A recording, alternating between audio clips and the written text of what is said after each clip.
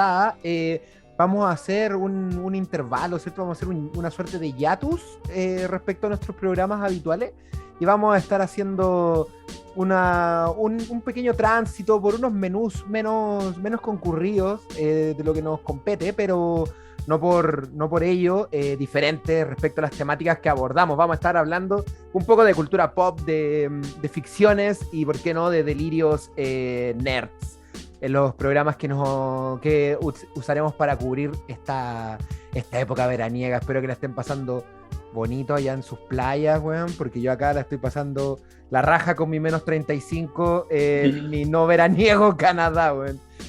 Como no podía ser de otra forma, he convocado a la creme de la creme. En esta temporada veraniega va a estar la creme de la creme. Probablemente no esté el panel al completo, pero prometemos estar a la altura, y en ese afán me acompaña hoy mi gran colega, mi compañero, y ¿por qué no? Ya un miembro, cuasi miembro de Que Paguen, querido Miguel Collao, Rojo Red. ¿Cómo estáis, amigo?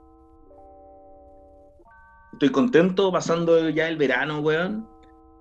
Qué rico que ya llegó, qué rico que ya terminó este año, cargado de mucha información política, cargado de muchas instancias cuestionables y cargado también, como no, de mucha ñoñez, pues, weón. Y la verdad, yo siempre contento de compartir con ustedes acá, así que la raja, puro darle. Oye, sí, cargado de cosas, fuertes noticias en lo político. No lo alcanzamos a conversar el año pasado, pero feliz de que no tengamos como presidenta a Castro, ¿no?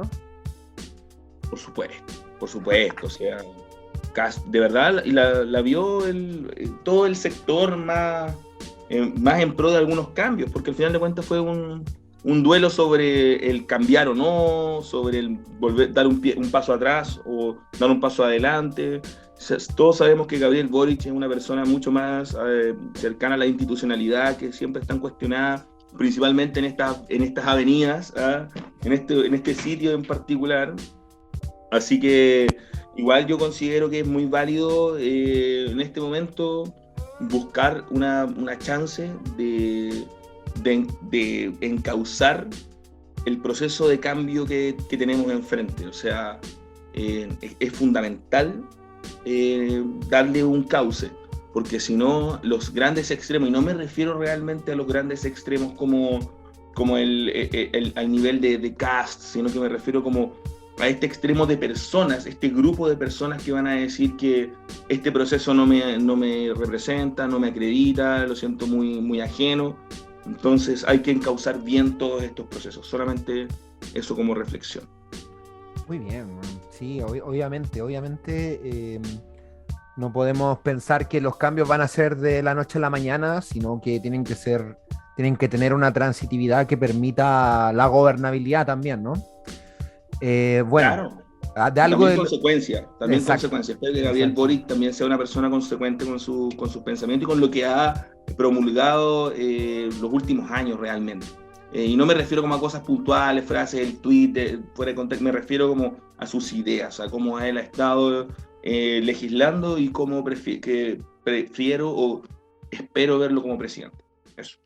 Qué loco, igual está bueno eso, alguien que fuera otro legislador, que pasa a la presidencia. Bueno, yo sé que Sebastián Piñera también estuvo en el Parlamento un par de periodos, weón, pero Nefasto, el fue senador nefasto. Piñera fue nefasto, Sí, weón. pues, weón, fue Era nefasto, pues, mierda, weón. era muy malo. Yo nunca entendí cuál era la gracia de Piñera, por qué la gente. Pero era por plata, siempre fue por plata. Obvio que sí, pues, obvio que sí. Y por la familia, el peso que tiene la familia y todo, pues, weón. El hermano era tan malo como vivo. Exactamente, pues, weón, exactamente. Que casi lo podríamos haber tenido de ministro, el conche de su madre, weón. Pero La bueno, fantasía erótica, pero la no fantasía pasó. erótica de Cast. Pero no vamos a hablar de eso hoy, no vamos a hablar, pues no hemos sido convocados por ello, sino para hablar de un maestro. Yo creo personalmente, yo creo que Red aquí nos metemos en camisa de 11 varas, como dicen los españoles, ¿no? Y vamos a tratar de tener un diálogo de los que solíamos tener cuando éramos jóvenes y nos juntábamos en los bares allá de la lejana Serena, weón, y desnudábamos de forma bastante torcida las obras de los autores que nos gustaban, weón. En esta ocasión hemos decidido partir nuestros menús veraniegos con Alan Moore. No sé si al pueblo soberano que nos escucha le sonará Alan Moore, pero si no les suena, es un... Me acuerdo que una vez vi un GC de un programa de la tele que lo estaban entrevistando y abajo decía CNN. Mol Santa, así como viejo pascuero de Mol, mago. Rasputin Impersonator. Imitador de Rasputin. Imitador de Rasputin, vagabundo con sueldo, una serie de epítetos que se le atribuyen a Alan Moore, pero realmente él es, por sobre todo, un escritor y un escritor de cómics. Y, ¿por qué no?, también casi un poeta, ¿no? El autor de obras tan magnas como Watchmen, Los Vigilantes, V de Vendetta, The Numbers, La Liga de los Hombres Extraordinarios, Miracle Man, y bueno, La Broma Asesina. Con Alan Moore, la verdad, hay para tirar para arriba. Providence, una de las últimas cosas que estuvo haciendo. Ahora está más en libros más que en cómic, ¿no? Sí, de hecho, lo último que escribió como... que bueno, no lo último que escribió, pero como lo que... una de las obras magnas que fueron publicadas de él fue un libro, una novela contundente, más de 1000 páginas, Jerusalén. Es muy, muy densa, y la verdad acá, como dijo Rob, vamos a hablar de un maestro, vamos a meter ahí en una camisa de 11 varas bien, bien contundente, porque vamos a hablar desde nuestra humildad. Alan Moore, realmente, para mí, yo que vengo de este mundillo de los cómics, la verdad, yo soy un ñoño de cómics, no te puedes no topar con Alan Moore si te gustan los cómics. Como hay un antes y un después en la forma de hacer cómics, principalmente en esta idea de los cómics mainstream norteamericanos, Marvel, DC, cambiaron el paradigma porque un escritor británico llegó ahí. O sea, de verdad había una era.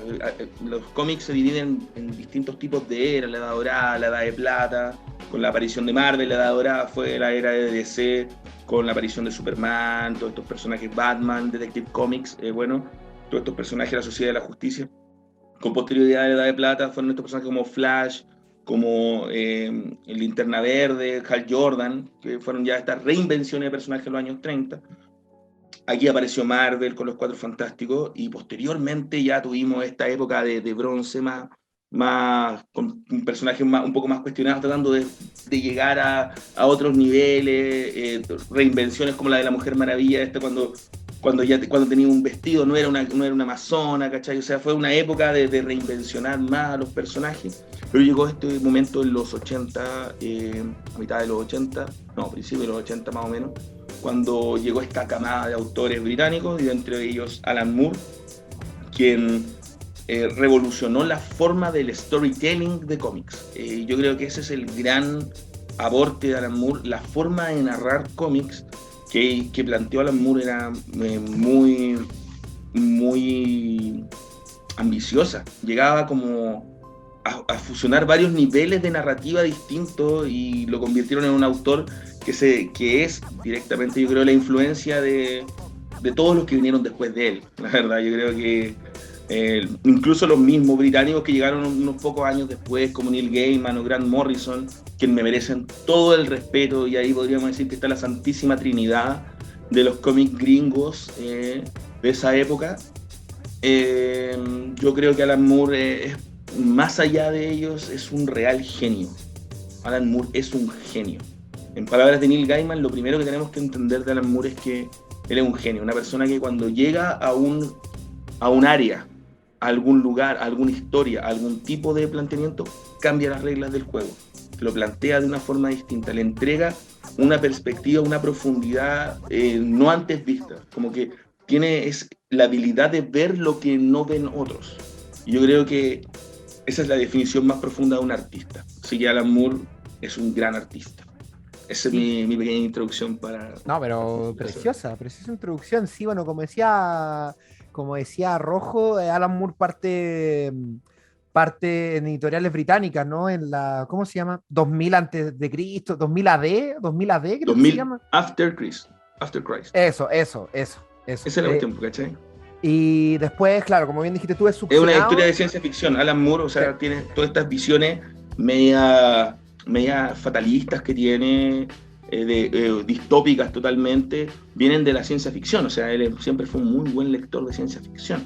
Y bueno, ahí comenzó en la revista 2000 a.C., como dijimos. También escribió capítulos después de Cristo, perdón. capítulos de Doctor Who, también No tenía idea aún. Sí, escribió capítulos de Doctor Who, pero no de la serie, de unos cómics de tira cómica que salían así de Doctor Who como personaje británico, que era popular. Alan Moore es una persona que viene de un origen muy humilde, muy, muy, muy humilde. O sea, estamos hablando de estos sectores, él es de Northampton, de Inglaterra, y este es un sector complicado porque pensemos en toda esa transhumancia que ocurrió, este traspaso de humanos que venían desde el campo a las ciudades, ¿cachai? Todo este proceso debido a la industrialización dejó varios lugares como más zonas mucho más pobres, de donde llegaban al final los últimos campesinos llegaban a Northampton y ahí se desarrollaron y la verdad hubo el sector donde vivió Alan Moore era demasiado pobre, o sea, él fue una persona que no viene de la marginalidad, ¿no? La marginalidad total, o sea, y él en el colegio, bueno, él mismo lo reconoce como, lo mencionan en su Mindscape, que es uno de los documentales, de su propio ego. Él cuando era chico en el colegio le iba genial, porque él leía libros, tenía se había podido educar más de lo que se habían educado sus compañeros en ese mismo sistema, pero por él mismo, porque a él le gustaba leer y sus cosas, pero cuando pasó a la secundaria, se dio cuenta de que la educación que tenían los otros tipos era mucho mayor y había una desigualdad transversal. Y eso a él le llamó mucho la atención y le afectó a su ego. Le afectó a que él no podía ser el mejor en esto. Así que, filo con la cuestión, no puedo, me voy nomás. Si no voy a hacer algo en lo que yo creía que soy realmente bueno, no lo voy a hacer. Y tuvo una época muy, muy mala en el colegio. Bueno, paralelo a esto, comenzó su afición por los cómics también. Esta historieta locales primero y luego cuando encontró esta alegoría del héroe clásico reinventada por los norteamericanos en esta ciudad Nueva York, que usualmente se veía para él como algo futurista, o sea, los edificios cómo pueden llegar tan amplios. Pensemos que Nueva York no es Londres, ¿cachai? O sea, no es ni siquiera es Londres. Londres tiene un encanto más clásico. Sin embargo, Nueva York en ese tiempo era el pináculo del modernismo y hasta el día de hoy sigue siempre atacando con ese modernismo capital junto con otras ciudades como Tokio, pero apelo directamente a que en ese momento para Moore fue como, oye, estos tipos están casi en ciudades futuristas, o sea, ¿qué pasa? ¿Qué viven con ellos? Y también así se pudo enganchar de otros autores. Se enganchó mucho de algunos autores y del trasfondo de los cómics, más quién los crea al final de cuentas. Acá más, aparte de mí, de la persona que está leyendo esto y del personaje que lo está viviendo, hay una persona que se le ocurrió esta idea y que la escribió y que la planteó así. Eso llamó mucho el interés de Moore durante hartos años.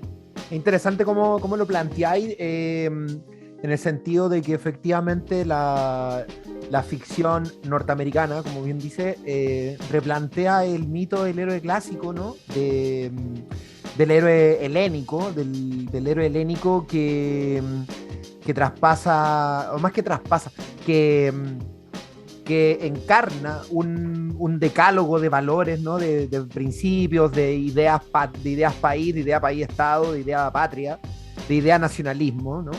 Que, no sé, en la antigua Grecia era ser un gran soldado, ¿cierto? Ser viril, ser un buen deportista, etcétera. Y ahí aparecen, ¿cierto? Todos los héroes de las grandes epopeyas, claro, los héroes olímpicos, bueno, el mismo Odiseo, ¿cachai? Entonces, por ejemplo, claro, lo que hace la ficción norteamericana es pescar esos conceptos, ¿cierto? Y transformarlos, todo esto en el marco de marco pre-Segunda Guerra Mundial, la depresión, post-depresión de los años 20. Finales de los años 20, principios de los años 30 comienza todo este fenómeno.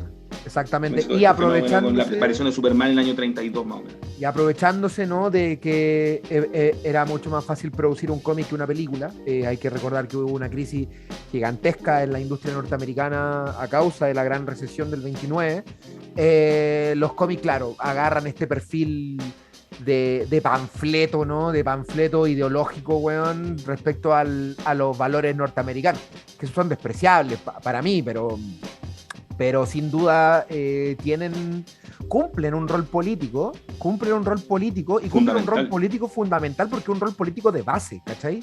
Porque no están pensadas como caricaturas para adultos. El cómic ahora es un producto que tiene como una arista para adultos, pero corrígeme, pero desde su génesis, o más que desde su génesis, desde sus primeros pasos, ¿no? De su Pentateuco, weón, fue pensada para, primero, que la gente escapara de la sórdida realidad que vivía. Mi padre no tiene trabajo y alcohólico y weá, pero al mismo tiempo para reforzar los valores norteamericanos. Weón, qué mayor ejemplo que eso, que las primeras apariciones de Superman, ¿no? En las que el weón encarna la misma bandera norteamericana en su programación de colores, weón, en sus trajes, ¿cachai?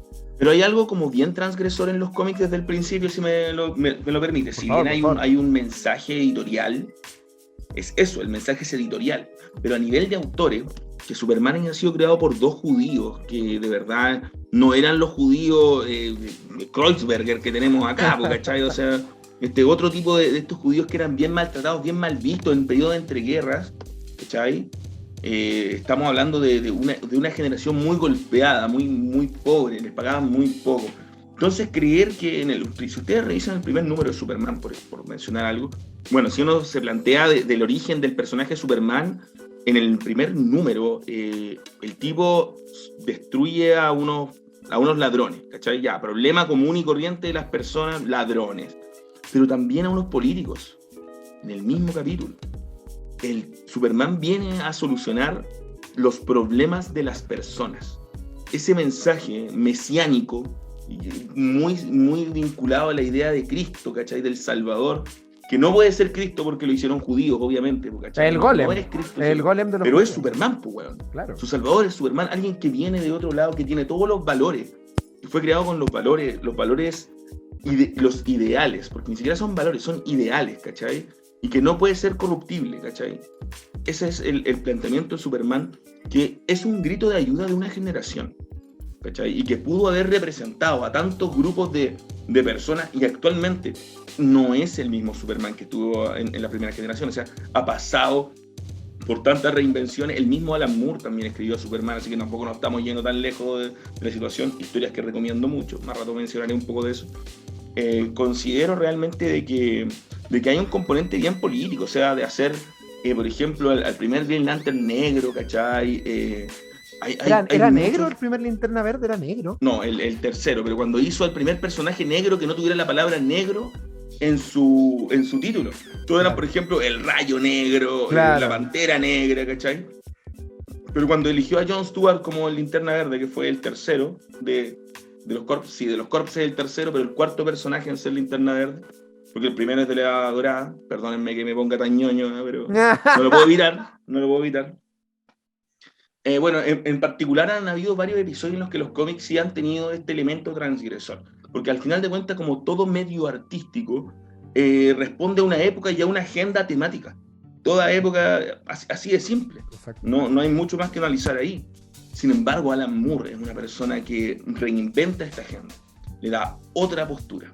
En los 80, cuando todos estaban preocupados de estas continuidades de cómics y todo este planteamiento bien sci-fi, hasta incluso de medio sitcom, de teleseries narradas ahí, Alan Moore llega con una idea muy... Bueno, primero que nada llegó en Inglaterra. Esto se le ocurrió ahí. Debido a la época de Thatcher, Alan Moore se sentía muy desilusionado del futuro que podría venir.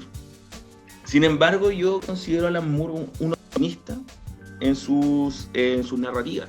Él usualmente siempre hace que sobrevivamos a algo, que las personas vivan en un sentido, entre comillas, aunque lo que haya pasado haya sido demasiado horrible. Claro. Él mismo lo reconoce ahora. Él dice, ya no soy tan optimista como escribí en alguna vez. O sea, ahora se sabe que no sobreviviríamos a un desastre nuclear. No me atrevería a escribir qué pasaría si lo hiciera. O a una invasión marcianos claro, creados en la Antártida, pues, weón. Bueno, sí, de hecho, sobre eso, de repente podríamos entrar ya en alguno de los tópicos que aborda Alan Moore, y de repente podríamos... Corrígeme porque yo me pierdo mucho con las fechas, pero de su época británica antes de arribar a Norteamérica. Ahí es cuando comienza V for Vendetta, ¿no? En efecto, en la revista Warrior fue publicado V de Vendetta por primera vez. Muy posteriormente, DC Comics lo compra y lo pone bajo su línea Vértigo en distribución con posterioridad. La línea Vértigo es como la línea adulta de DC Comics. Era, ¿no?, la ¿no? línea adulta y era fantástica. Claro. De verdad, sí. La editora Karen Berger era un genio también, mucho. Gracias Karen Berger, porque ella fue la responsable de esta gran invasión británica, en cierto sentido, de que Hellblazer, Sandman tuvieran una oportunidad legítima, ¿cachai? O sea, Karen Berger de verdad es una de las grandes y silenciosas artífices de la gran era de los cómics en los años 80, a la cual le agradecemos mucho. Y bueno, gracias a la cual estamos aquí ahora, pues. Entonces, bueno, podemos partir de repente hablando no solamente de V for Vendetta, sino la tomo como puerta de entrada a uno de los conceptos que Alan Moore plantea, ¿no? Que es esta idea que siento que medio que se repite en varias de sus obras, que es como no sé si decirlo como miedo al totalitarismo, pero sí como esta paranoia respecto al totalitarismo y, ¿por qué no?, a las ucronías, ¿no? Como el concepto de la ucronía, el concepto de que en la historia de la humanidad cambió un alfiler y ocurrieron otras situaciones. Por poner un ejemplo chileno, ¿qué hubiera pasado si Pinochet no hubiera permitido el golpe de Estado? Ahí hay una ucronía y ese libro se llama 5 y bueno, para los que les guste, les gusta. No me incluyo.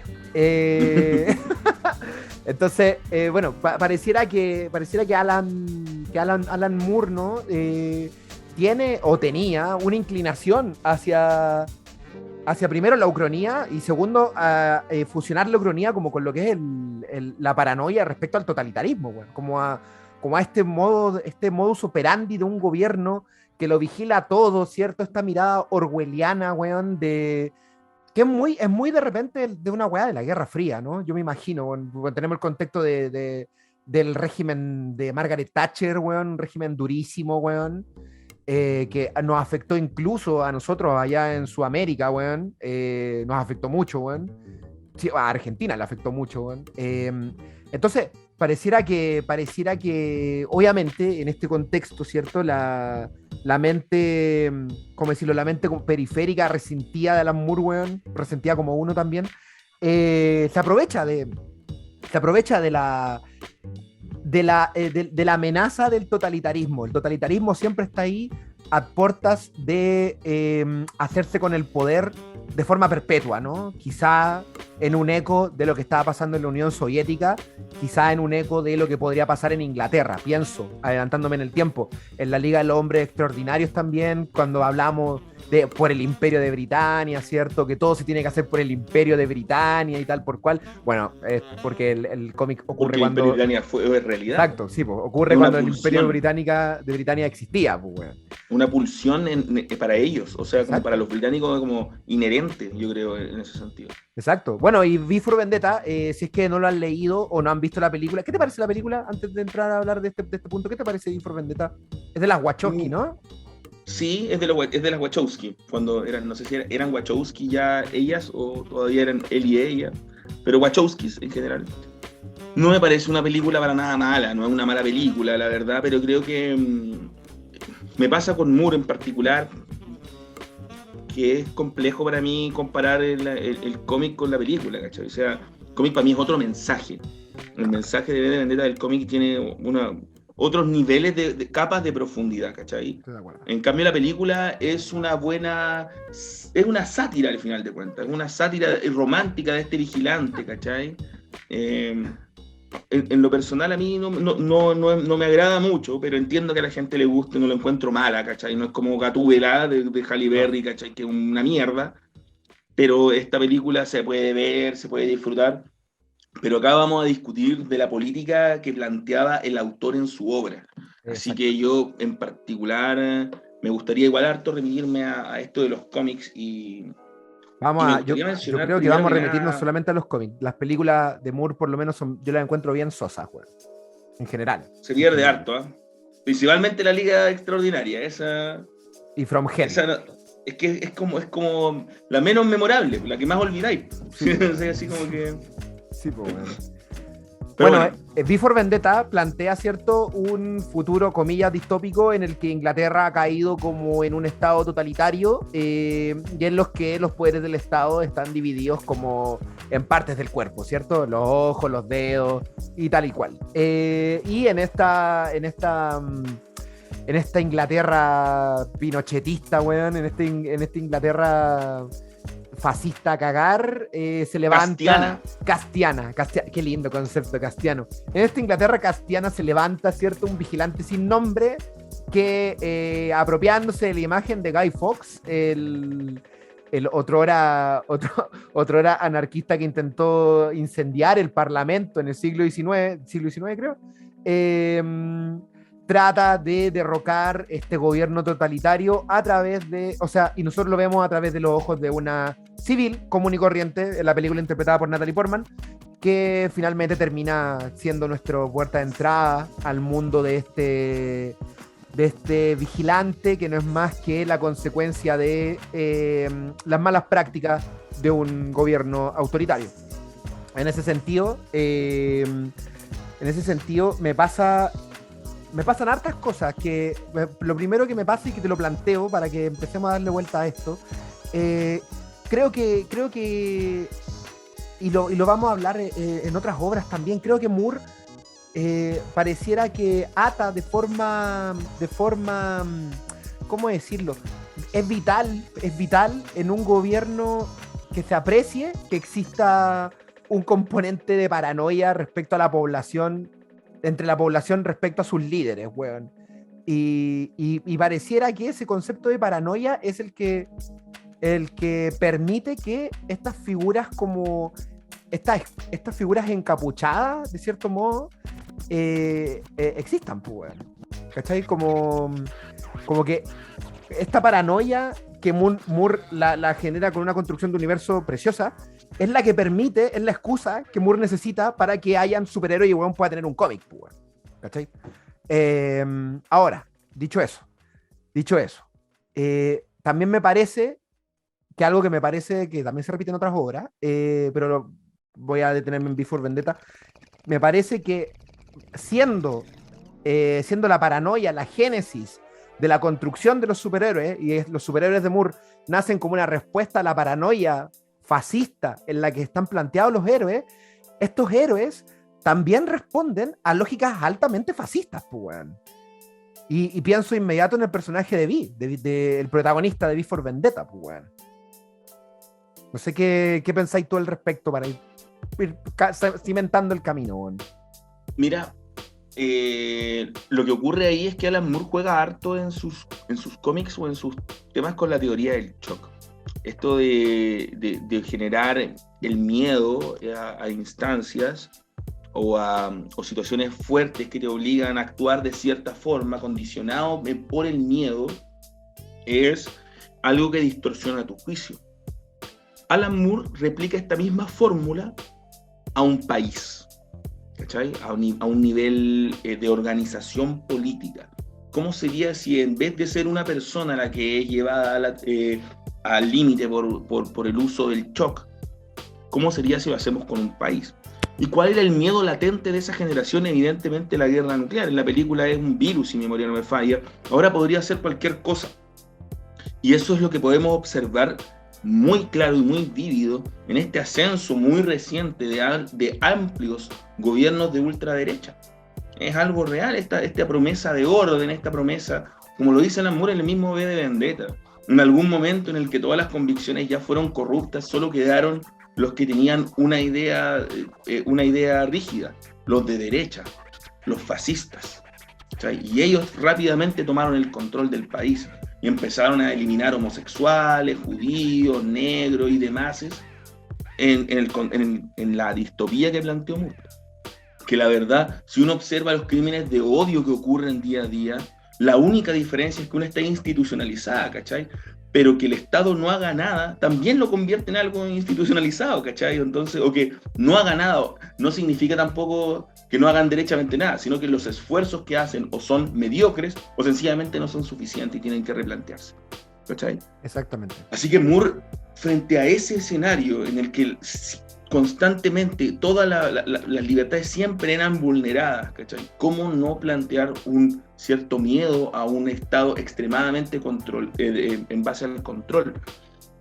Ojo, no es tan alejado de la realidad. Hace poco leí V de Vendetta y caché que en todos lados habían cámaras y puta, bueno, si tú vas al centro y vas a una plaza, en efecto, hay cámaras en todos lados y te hablan, las cámaras te hablan como si fuera un gran hermano, ¿cachai? O sea, esto es muy orwelliano Están los y ojos ahí en Moore lo todos lados. supo plantear como una preocupación en la cual V de Vendetta trata de plantear que ninguno de los dos es bueno o malo, ¿cachai? O sea, V era un anarquista terrorista, era un terrorista.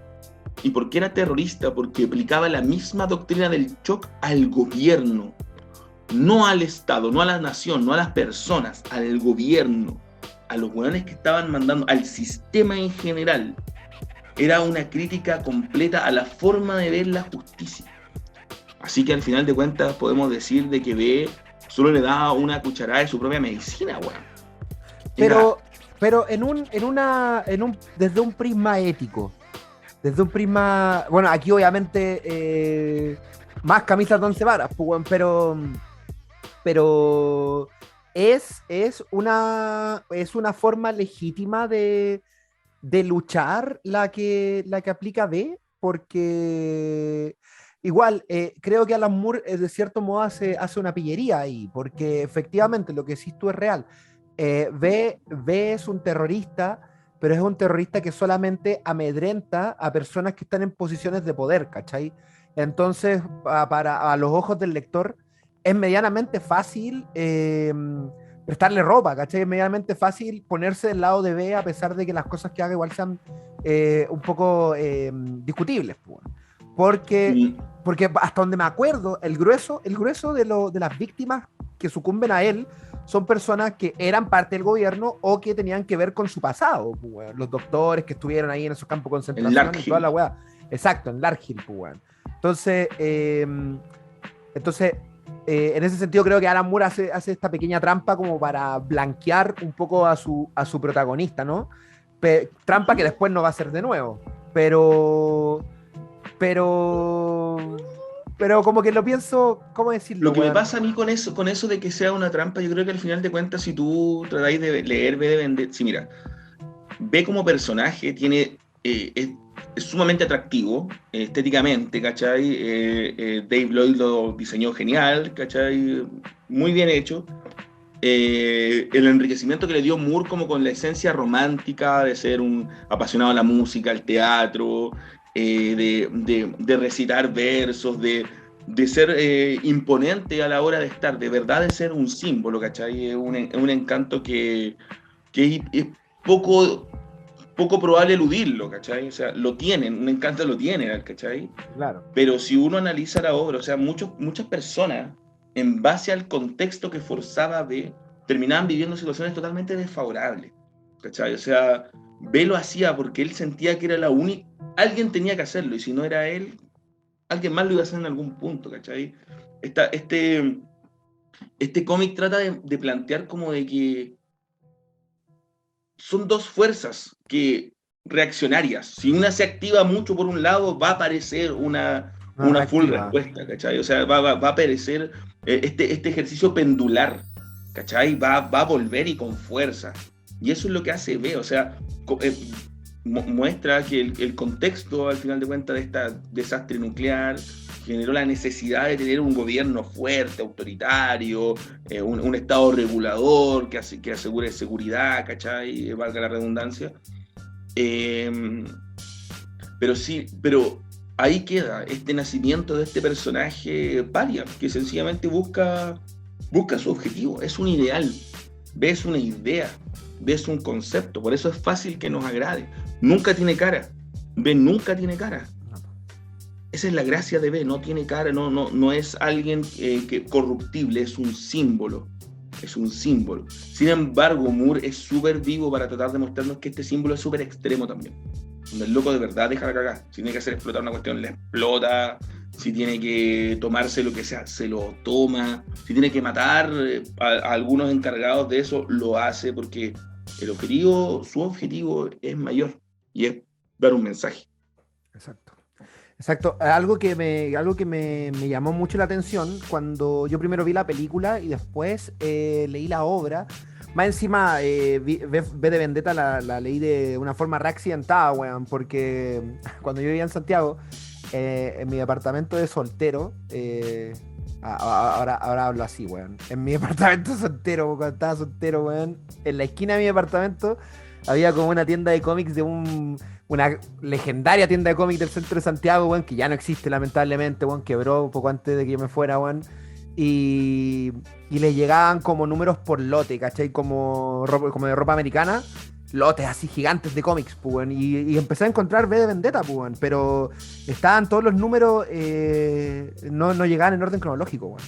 Excepto el uno creo que no es que no existe, hay uno que no, hay uno Sí, que no po. se encuentra de los 5 de los clásicos, Sí, hay pues. uno que no se encuentra, y hay uno de Watchmen que tampoco se encuentra, que es el 2.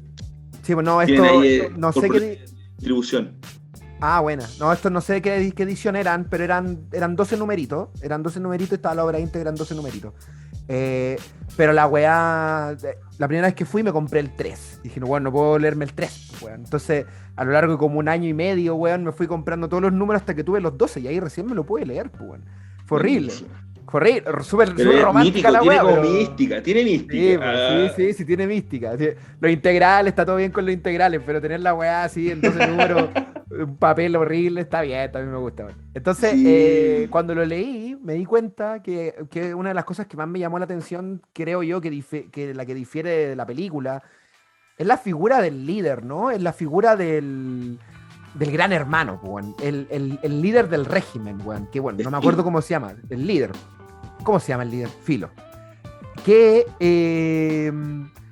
corrígeme, pero gran parte de la obra, bueno, obviamente uno como está del lado de B dice, ya, el líder es un malo culiado, ojalá le peguen un balazo luego. Pero a medida que va avanzando la obra, como que este líder, Moore te lo va como desnudando y te das cuenta que realmente como que los perversos, o sea, tiene que haber alguien perverso aquí, los perversos son como los ministros que rodean al líder, ¿cierto? Como el jefe de la policía secreta, de los ojos, el jefe de inteligencia, etcétera, el jefe de los detectives, y el líder es como un niño, güey. No un niño en el sentido de que es inocente, pero es como un niño en el sentido de que solamente quiere ser querido, güey. Solamente quiere ser como amado por su pueblo, güey.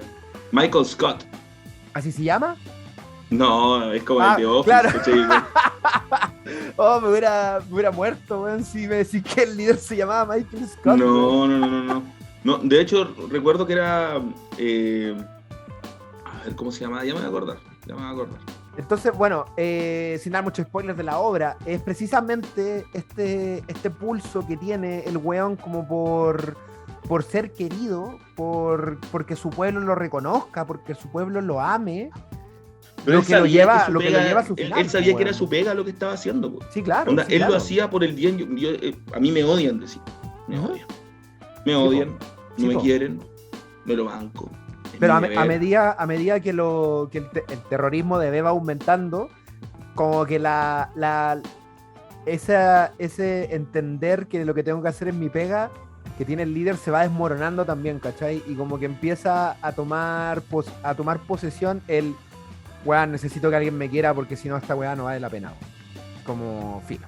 Y bueno, hacia allá como que apunta el final del personaje, pues, weón. Al final lo que le pasa al líder es precisamente porque el loco ve que por fin alguien puede quererle y bueno, pasa lo que pasa, no lo voy a spoilear aquí, pues, bueno, Por favor, no.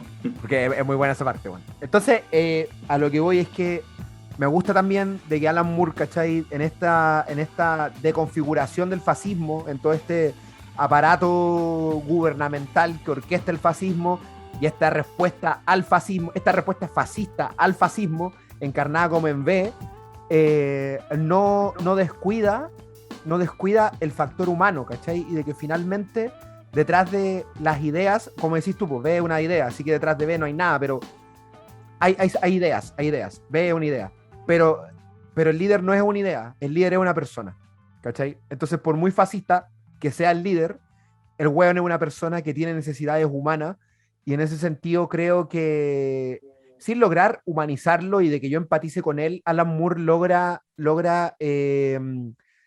logra quitarme la ceguera producida por el desprecio ideológico que le tengo a un fascista y demostrarme que al final de cuentas son personas también, pues bueno, ¿cachai? No creo que su punto sea humanizar a los fascistas. Creo que su punto es demostrar de que los buenos también tienen debilidades humanas, pues bueno. Son personas, po. Exacto. Son personas, y porque Moore demuestra que B, gracias a que nosotros no sabemos mucho de B, gracias a que B es un misterio, porque el storytelling, la forma de contar la historia de Moore es muy centrada en un personaje, pero el protagonista no es el personaje, es el contexto, es todo lo que pasa alrededor de esto mismo y cómo se va forjando ladrillo a ladrillo, ¿cachai? Paso a paso, ¿cachai? Entonces, B, gracias, yo siento que B igual es una figura súper cuestionable. Recuerdo haberlo leído y haberme lo preguntado, ¿por qué le hacía eso a Eddie? Porque bueno, Eddie, la chica, pasa por una instancia, o B hace que esta chica pase por una instancia muy similar a la que él pasó, ¿cachai? O sea, como que reconstruye una mega terapia del shock aplicada a ella, ¿cachai? Como para que ella pueda despertar y no sea la chica que comienza la historia en la viñeta 1, viñeta 3, ¿cachai? Sí, medio que la tortura. Pero aún así, ¿ah? Medio que la tortura. Es tortura pura, ¿cachai? Sí. O sea, la hace vivir un infierno, la hace conocer, oye, esto es lo que pasa bajo otro prisma. O sea, tú conoces esto de la vida, pero yo te voy a mostrar esto.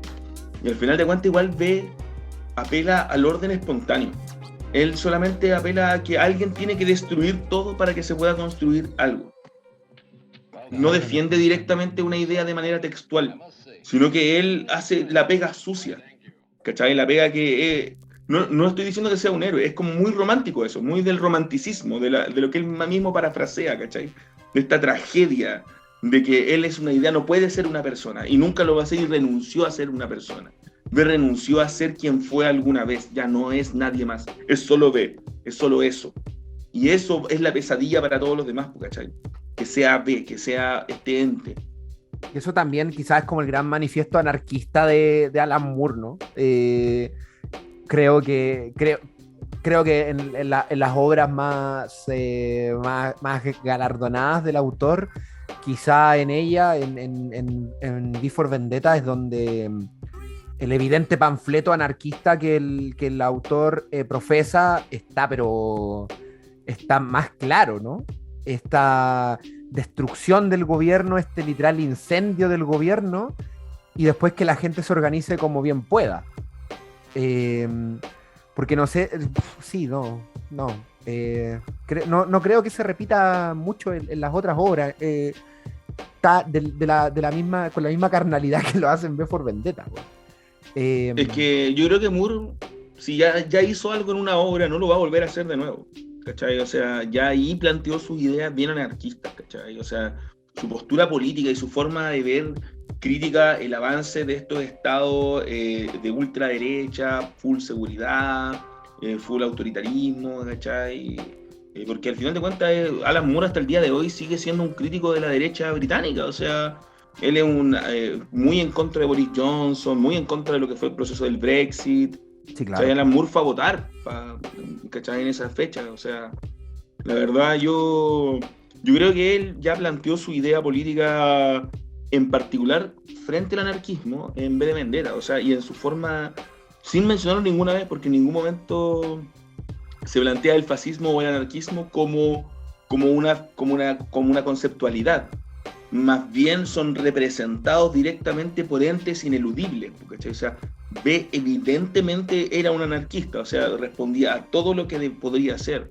Y así el gobierno, el destino, los dedos, la mente, la boca, el uso de las comunicaciones, como lo plantea V de Vendetta, es algo digno de analizar. O sea, Moore no existió en la época de las comunicaciones cuando escribió V de Vendetta, o sea, no existía este método de full comunicación instantánea en todos lados, no, para nada. Estas transmisiones, no era un furor. Ahora directamente él mismo lo sabe, con un celular esto podría solucionarse de una manera brutal, o sea, sí, claro. El control que pueden manejar estas nuevas entidades, estos nuevos gobiernos ultra totalitarios que pueden surgir en base a estas tecnologías, ¿cachai? Es un terror aún mayor, aún mayor del que pudo haber planteado, generando una vigencia en vez de vendetta bien loca, pues, weón, bien loca, porque fue escrita a principios de los 80, weón, y hasta el día de hoy podemos decir que el miedo a eso se puede potenciar incluso, ¿cachai? Sí, claro, no queda como una caricatura del fascismo del siglo XX, weón. Queda como una mirada simple y llana del fascismo en cualquiera de sus épocas, weón. Del control en toda regla, weón. Ahora, mientras te escuchaba, pensaba también en esto de que sí, efectivamente, Vi es consecuencia de una mala administración gubernamental, podría decirse. De una injusta administración gubernamental, podría decirse. Y si pienso en otra obra de la época británica de Alan Moore, en From Hell, por ejemplo. From Hell, que trata, cierto, de los crímenes de Whitechapel, de Jack el Destripador, y le trata de dar como ¿cómo decirlo? Le trata de dar como una resolución a los crímenes de Jack el Destripador. Es una obra bastante buena. Muy mala película también. Johnny Depp. Johnny Depp, todo mal. Johnny Depp tratando de actuar, todo mal. Todo mal. Entonces, ahí en From Hell, ¿cierto? También existe como esto de que el protagonista, muy entre comillas el protagonista, ¿no? Existe a consecuencia de una mala política también, pues, weón. Porque los crímenes, como lo trata de justificar Alan Moore, sin destripar la historia también, como lo trata de justificar Alan Moore en From Hell, es que todo lo que ocurre con los crímenes de Whitechapel ocurren por problemas políticos, pues, weón. Y desigualdad igual, pues. Exactamente, es que eso son problemas políticos, pues, weón, ¿cachai? Una mala administración política, una política decadente, ¿cachai? Que ha caído, que ya ha perdido toda esencia por los placeres de la carne, pues, weón. O sea, ya la buena weá terrible baja, pues, weón. Como mencionamos hace un rato off the record, son unos degenerados. Es que son unos degenerados, pues. En From Hell, sobre todo, son unos degenerados con toda la extensión de la palabra, weón. Sí, weón. Es pornográfico en el mal sentido de la palabra, weón. Entonces, claro. Entonces me parece interesante, ¿cachai? Cómo Moore va subvirtiendo el mismo concepto, ¿no? De que sus protagonistas, que en realidad es lo que hacen las buenas obras, ¿no? Que los protagonistas son a causa de un contexto, pues, weón. El contexto es que forja a los protagonistas. Exactamente, pues, weón. El contexto es el protagonista. Sin esa Inglaterra de final del 1800, no existe los personajes de la obra en sí, pues. Sin este gobierno full autoritario, sin las medidas que tomaron, no habrían tenido este paciente 5 que terminó siendo Beppo, ¿cachai? O sea, no. Asimismo, yo creo que pasa en un constructo de mundo. Yo creo que en constructo de mundo, Watchmen es ahí la que se lleva, por ejemplo, el premio, para mi gusto. Yo creo que Watchmen tiene un constructo de mundo muy claro. Las reglas del mundo de Watchmen funcionan así y asá, y te lo deja vívido en sus personajes, porque cada uno termina siendo una presa de su constructo. Están viviendo como ahí, así como misma analogía hace el Doctor Manhattan de que todos son, o sea, de que él solamente es como una marioneta que puede ver los hilos, mas no puede cambiarlos. Está bien que él pueda estar ahí, pero no puede cambiar lo que va a hacer, porque todos estamos así, ¿no? Pasemos a hablar de Watchmen. Vamos a hablar de Watchmen. Watchmen, quizá la obra definitiva de Alan Moore, ¿no? Watchmen, que trata sobre un mundo en el que los superhéroes existen, pero son gente común y corriente con trajes y mallas y tal, hasta que aparece un metahumano que lo cambia todo, que es el Doctor Manhattan, que puede controlar la materia a voluntad, y esto conlleva de que ocurran una serie de cambios en la construcción de la Norteamérica del siglo XX. Por ejemplo, que Nixon es elegido 4 veces a la presidencia, gana Vietnam, el Doctor Manhattan logra hacer que la Guerra Fría llegue a un punto mucho más alto, mucho más de una tensión mucho mayor, puesto que es un arma atómica humana, sin ir muy lejos, y los encapuchados, es decir, lo que serían en nuestro mundo los superhéroes, ¿no? Los Batman del mundo, terminan pasando por una serie de problemas legales y terminan siendo ilegalizados.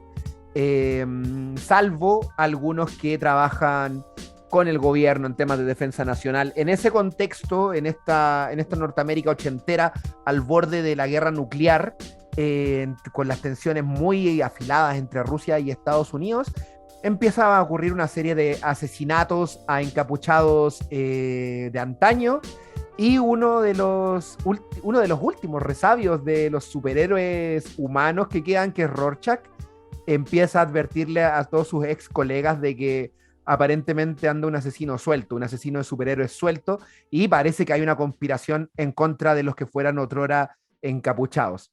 Weón, Watchmen, como decís tú, yo creo que hay un antes y un después. Watchmen fue la primera que leí de él, weón, y definitivamente creo que hay un antes y un después de leer esa obra, weón. Creo que es una de las obras que me han cambiado la forma de apreciar la ficción, weón. Así, simple y llanamente, weón.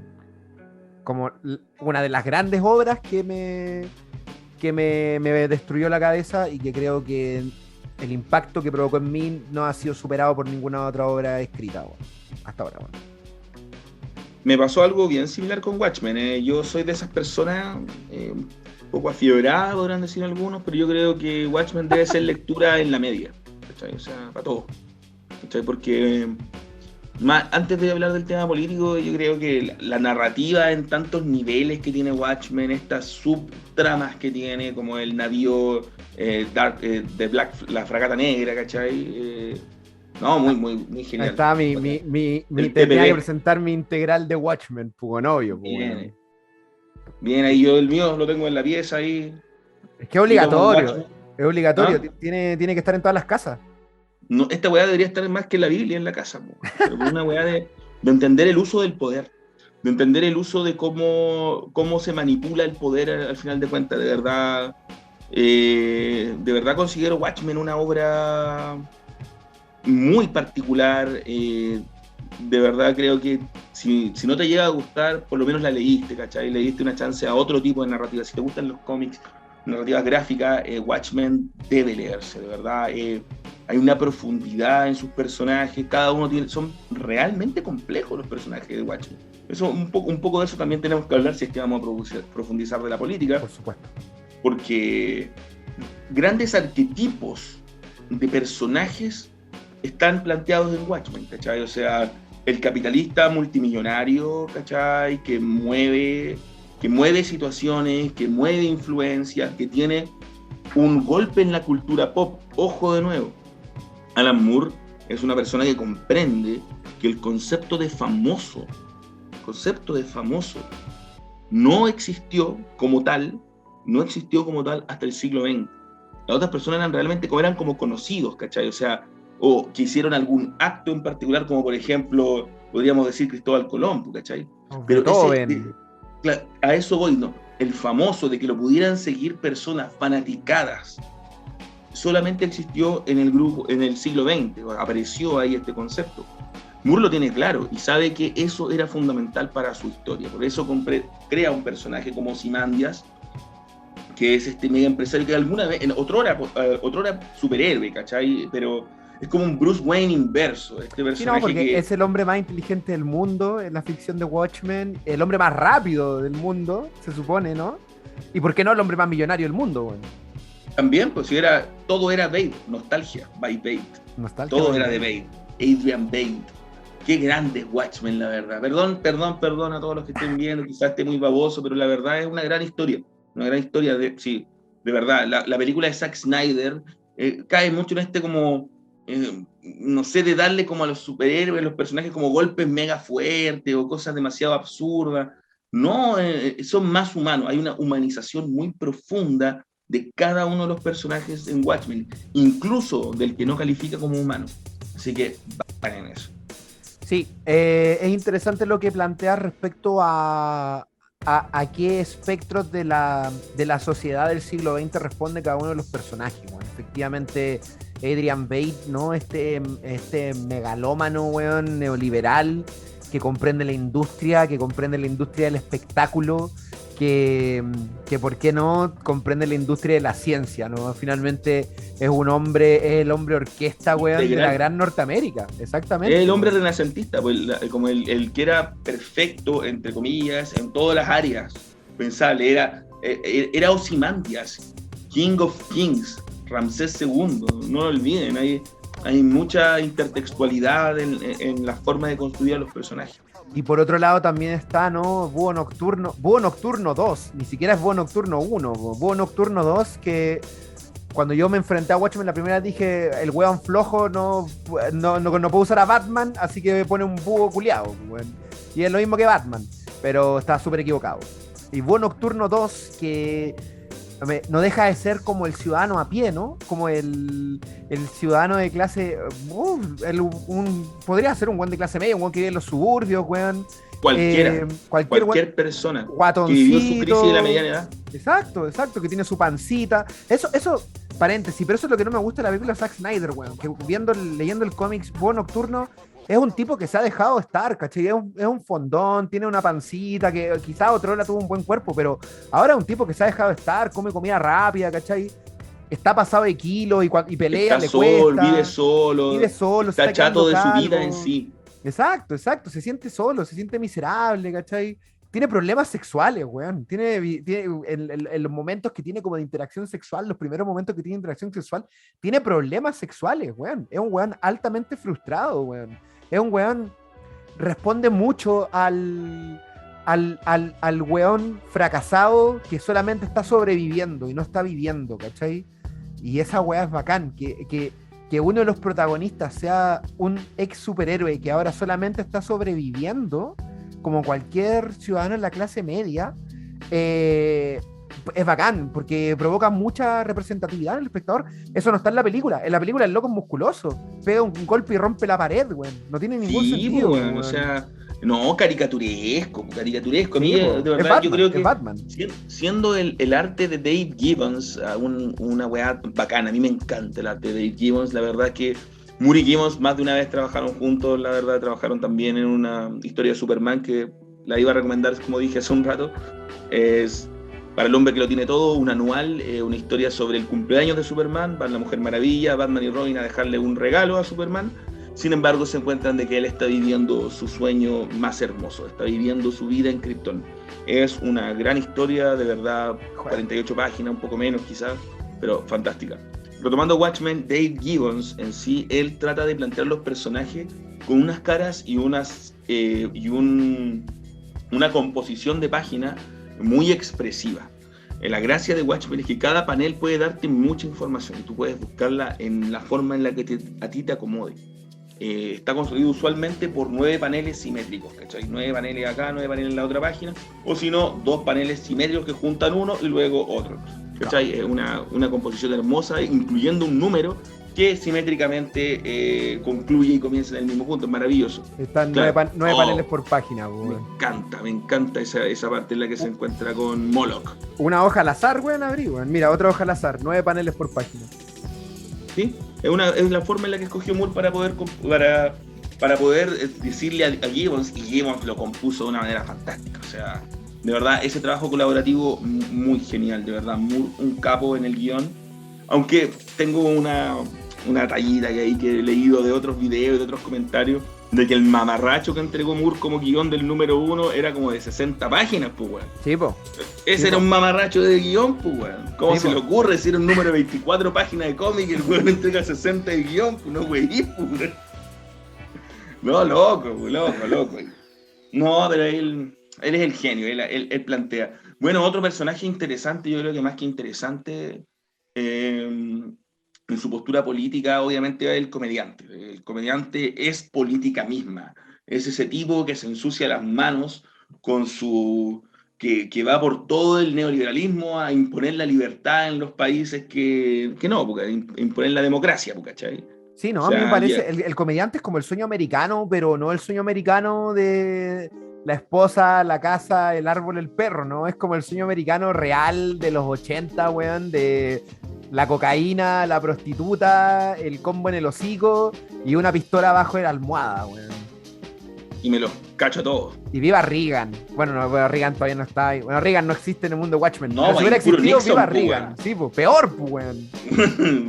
más republicano. Peor, pues, claro. Lo único bueno que hace la película es que el weón mata a Kennedy. Y es como, weón, obviamente el comediante hubiera hecho eso, pues, weón. Sí, pues, weón. Comediante mató a Kennedy, weón. Obviamente, obviamente, pues, weón. Pero sí, el loco, el personaje, el comediante, weón, porque retomamos, obviamente es imposible no ir atando todas las obras de Alan Moore una con la otra, pero si vi una reacción al fascismo que lo crea, el comediante es como un esclavo del fascismo que lo crea, weón, ¿no? Es como... Es la sátira del mismo, po. Exacto. La bueno, sátira de esa necesidad de control que tienen los weones. Ese momento en el que él descubre, como que observa y se da cuenta de que de la conspiración, John Osterman, el Doctor Manhattan, no está teniendo una empatía por las personas. exacto. El weón dice, loco, Dios nos salve, ¿cachai? O sea, de verdad estamos cagados. El comediante es un personaje que es el Mamo Contreras, ¿cachai? Este weón, este personaje oscuro que tiene que obrar el mal bajo las órdenes, ¿cachai? O sea, si bien los Estados Unidos mandaban al Doctor Manhattan a hacer ciertas misiones, a hacer ciertos experimentos, porque ¿cómo se llama? La publicidad con la que presentaron al Doctor Manhattan es Dios existe y es americano. ¿Cachai? O sea, una weá Brillante. Brillante, brillante, ¿cachai? Una weá genial. El Vietcong se rinde ante él, pues, weón. Claro, ¿qué más iba a hacer? O sea, el humano, imagínate, aparece un superhumano real, ¿cachai? O sea, los norteamericanos crearon a un metahumano real. Un weón que, por ejemplo, que a la cagá, que a la cagá, ¿cachai? O sea, una locura. Lo cree quien lo cree, ¿cachai? Bueno, pero el comediante tiene esto de que, si tú lees el cómic, en la película creo que es en menor grado, pero en el cómic sí te dan como una pincelada total de su personalidad. Cómo era cuando joven, cómo era en sus misiones, cómo era cuando viejo, cuando estuvo ya a punto de morirse.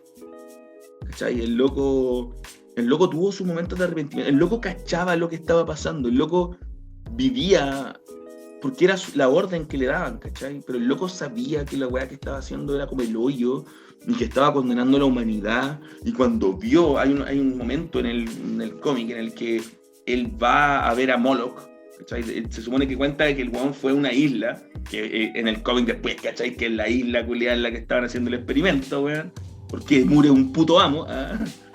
La weá es que el loco llega a la casa de Moloch y habla con él y tiene un momento en el que es realista. El loco dice, weón, Moloch era un villano, era un malo, claro, un ladrón. Era un villano de la época antigua. Claro, el guasón. Claro, era un personajillo, ¿cachai? Imagínense que Watchmen también funciona en otro nivel, como una deconstrucción de estas eras que les mencioné de los cómics al principio. O sea, estos héroes aparecieron a finales de los años 30, años 40, ¿cachai? En lo que empezaron a tener como, somos los héroes, todo colorido, ¿cachai? Eran policías disfrazados la mayoría. Claro, policías disfrazados, no se preocupe oficial, nosotros lo ayudamos y cosas así, ¿cachai? Que luego decantó en esta crisis política entre los países, también provocada por la aparición del Doctor Manhattan. Yo creo que el Doctor Manhattan como personaje filosófico es súper rico de analizar. No sé si va al caso analizarlo mucho, porque su postura política, la verdad, es como irse fuera. Es algo que nosotros como personas no podemos hacer. El Doctor Manhattan plantea irse de la convivencia humana realmente. El loco de verdad va a Marte, se va a estar solo, y el loco de verdad se siente mejor ahí, ¿cachai? No es como una bola introspectiva de una persona. El loco no se siente perteneciente a nada y comprende que ve las cosas de una manera totalmente distinta. Es otra especie. Así que su postura política al final de cuentas es restarse. Él no puede ser parte de esto, aunque ya lo sea, ¿cachai? Su otrora responsabilidad le obliga a tener que volver y realizar sus actos para la película o para el cómic, que la verdad difieren un poco, pero no los voy a spoilear acá para por lo menos parte del final, ¿cachai? Pero el comediante. Yo creo que el Doctor Manhattan en su idea sobre el tiempo, sobre la existencia, sobre la personalidad, sobre los eventos milagrosos que son la vida humana en sí. El momento en el que él comprende de que cierta persona exista, que ese fenómeno tan particular haya existido para que esa persona esté viviendo ese momento, ¿cachai? Es algo irrepetible. Pero es que esas son las cosas que yo creo que hacen que de repente la obra de Moore, a pesar de oscura y paranoide como es, tiene más luces que sombras, weón. Porque esos momentos de que, vamos a hablarlo después, pero que en La Cosa del Pantano hay mucho más de eso, ¿no? Esos momentos de alegoría a la vida y a lo lindo que es estar vivo, que aquí están encarnados en el Doctor Manhattan y un poco en el búho nocturno. Son preciosos, weón. Son preciosos, weón. Son conmovedores. Exacto, y dan cuenta de una sensibilidad artística elevada, weón. Elevada. Que también. Pero ojo también... ahí, amigo. Eso es el Moore de los 80. Moore de ahora no tiene eso. Sí, claro, por eso digo. Por eso el Moore que fue traicionado por toda la industria ya no tiene. Claro. Por eso, weón, dice que ya no es tan positivo, pues, weón. No, que va a ser positivo, no, para. Sí, pues. Ya no. No, pero rígido eso, también podemos observar, bueno, esta crítica racial, ¿cachai? Que hacen ahí con las Just Basic, ¿cachai? Con la señorita Júpiter, Sally y la hija Laurie, ¿cachai? Que son las espectros de seda. Ambos casos. La gran waifu del mundo de Watchmen, cada uno en su época. Y me dice una cabra chica la espectro, o sea, tenía como 23 años, 24 años, una wea así. O 28, era muy joven. Pero allí también se ve este impulso de tratar de mantener una vida normal. Eso es un pulso que nosotros, personas relativamente críticas de nuestro contexto, ¿cachai?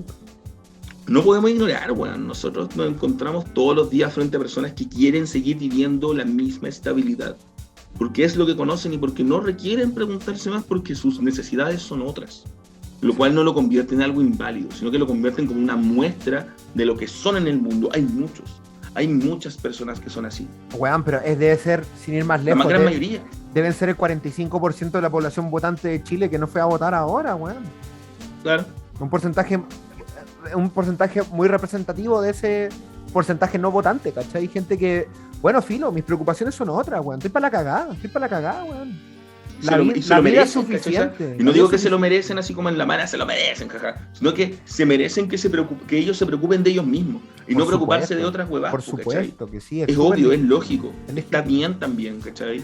Es entender que es parte del prisma del mundo. Eso es lo que Moore igual trata de plantear, que no, las cosas no son como son un entramado complejo de múltiples contextos y situaciones que dan paso a lo que llamamos realidad, la cual se vive de parte de cada uno de los personajes que tenemos ahí en Watchmen en particular.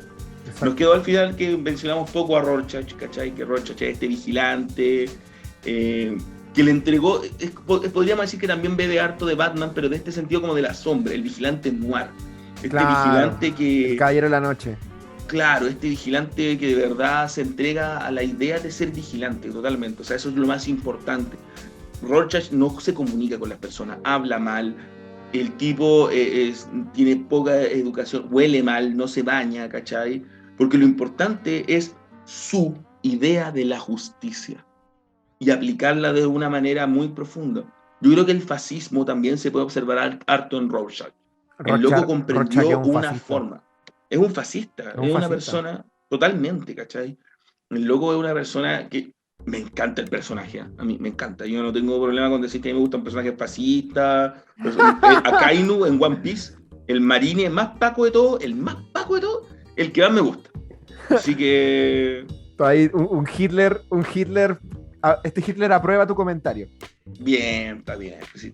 También son personajes interesantes. Sí, sin duda. Estamos hablando en medio de la ficción, ¿cachai? O sea, no de las mentiras, ojo, ficción. Moore también le gusta dividir entre eso. Él no hace mentiras, sino que él hace ficción. Él construye ideas en base a cosas que a nosotros, las personas, los espectadores, auditores o lectores, nos podamos sentir identificados.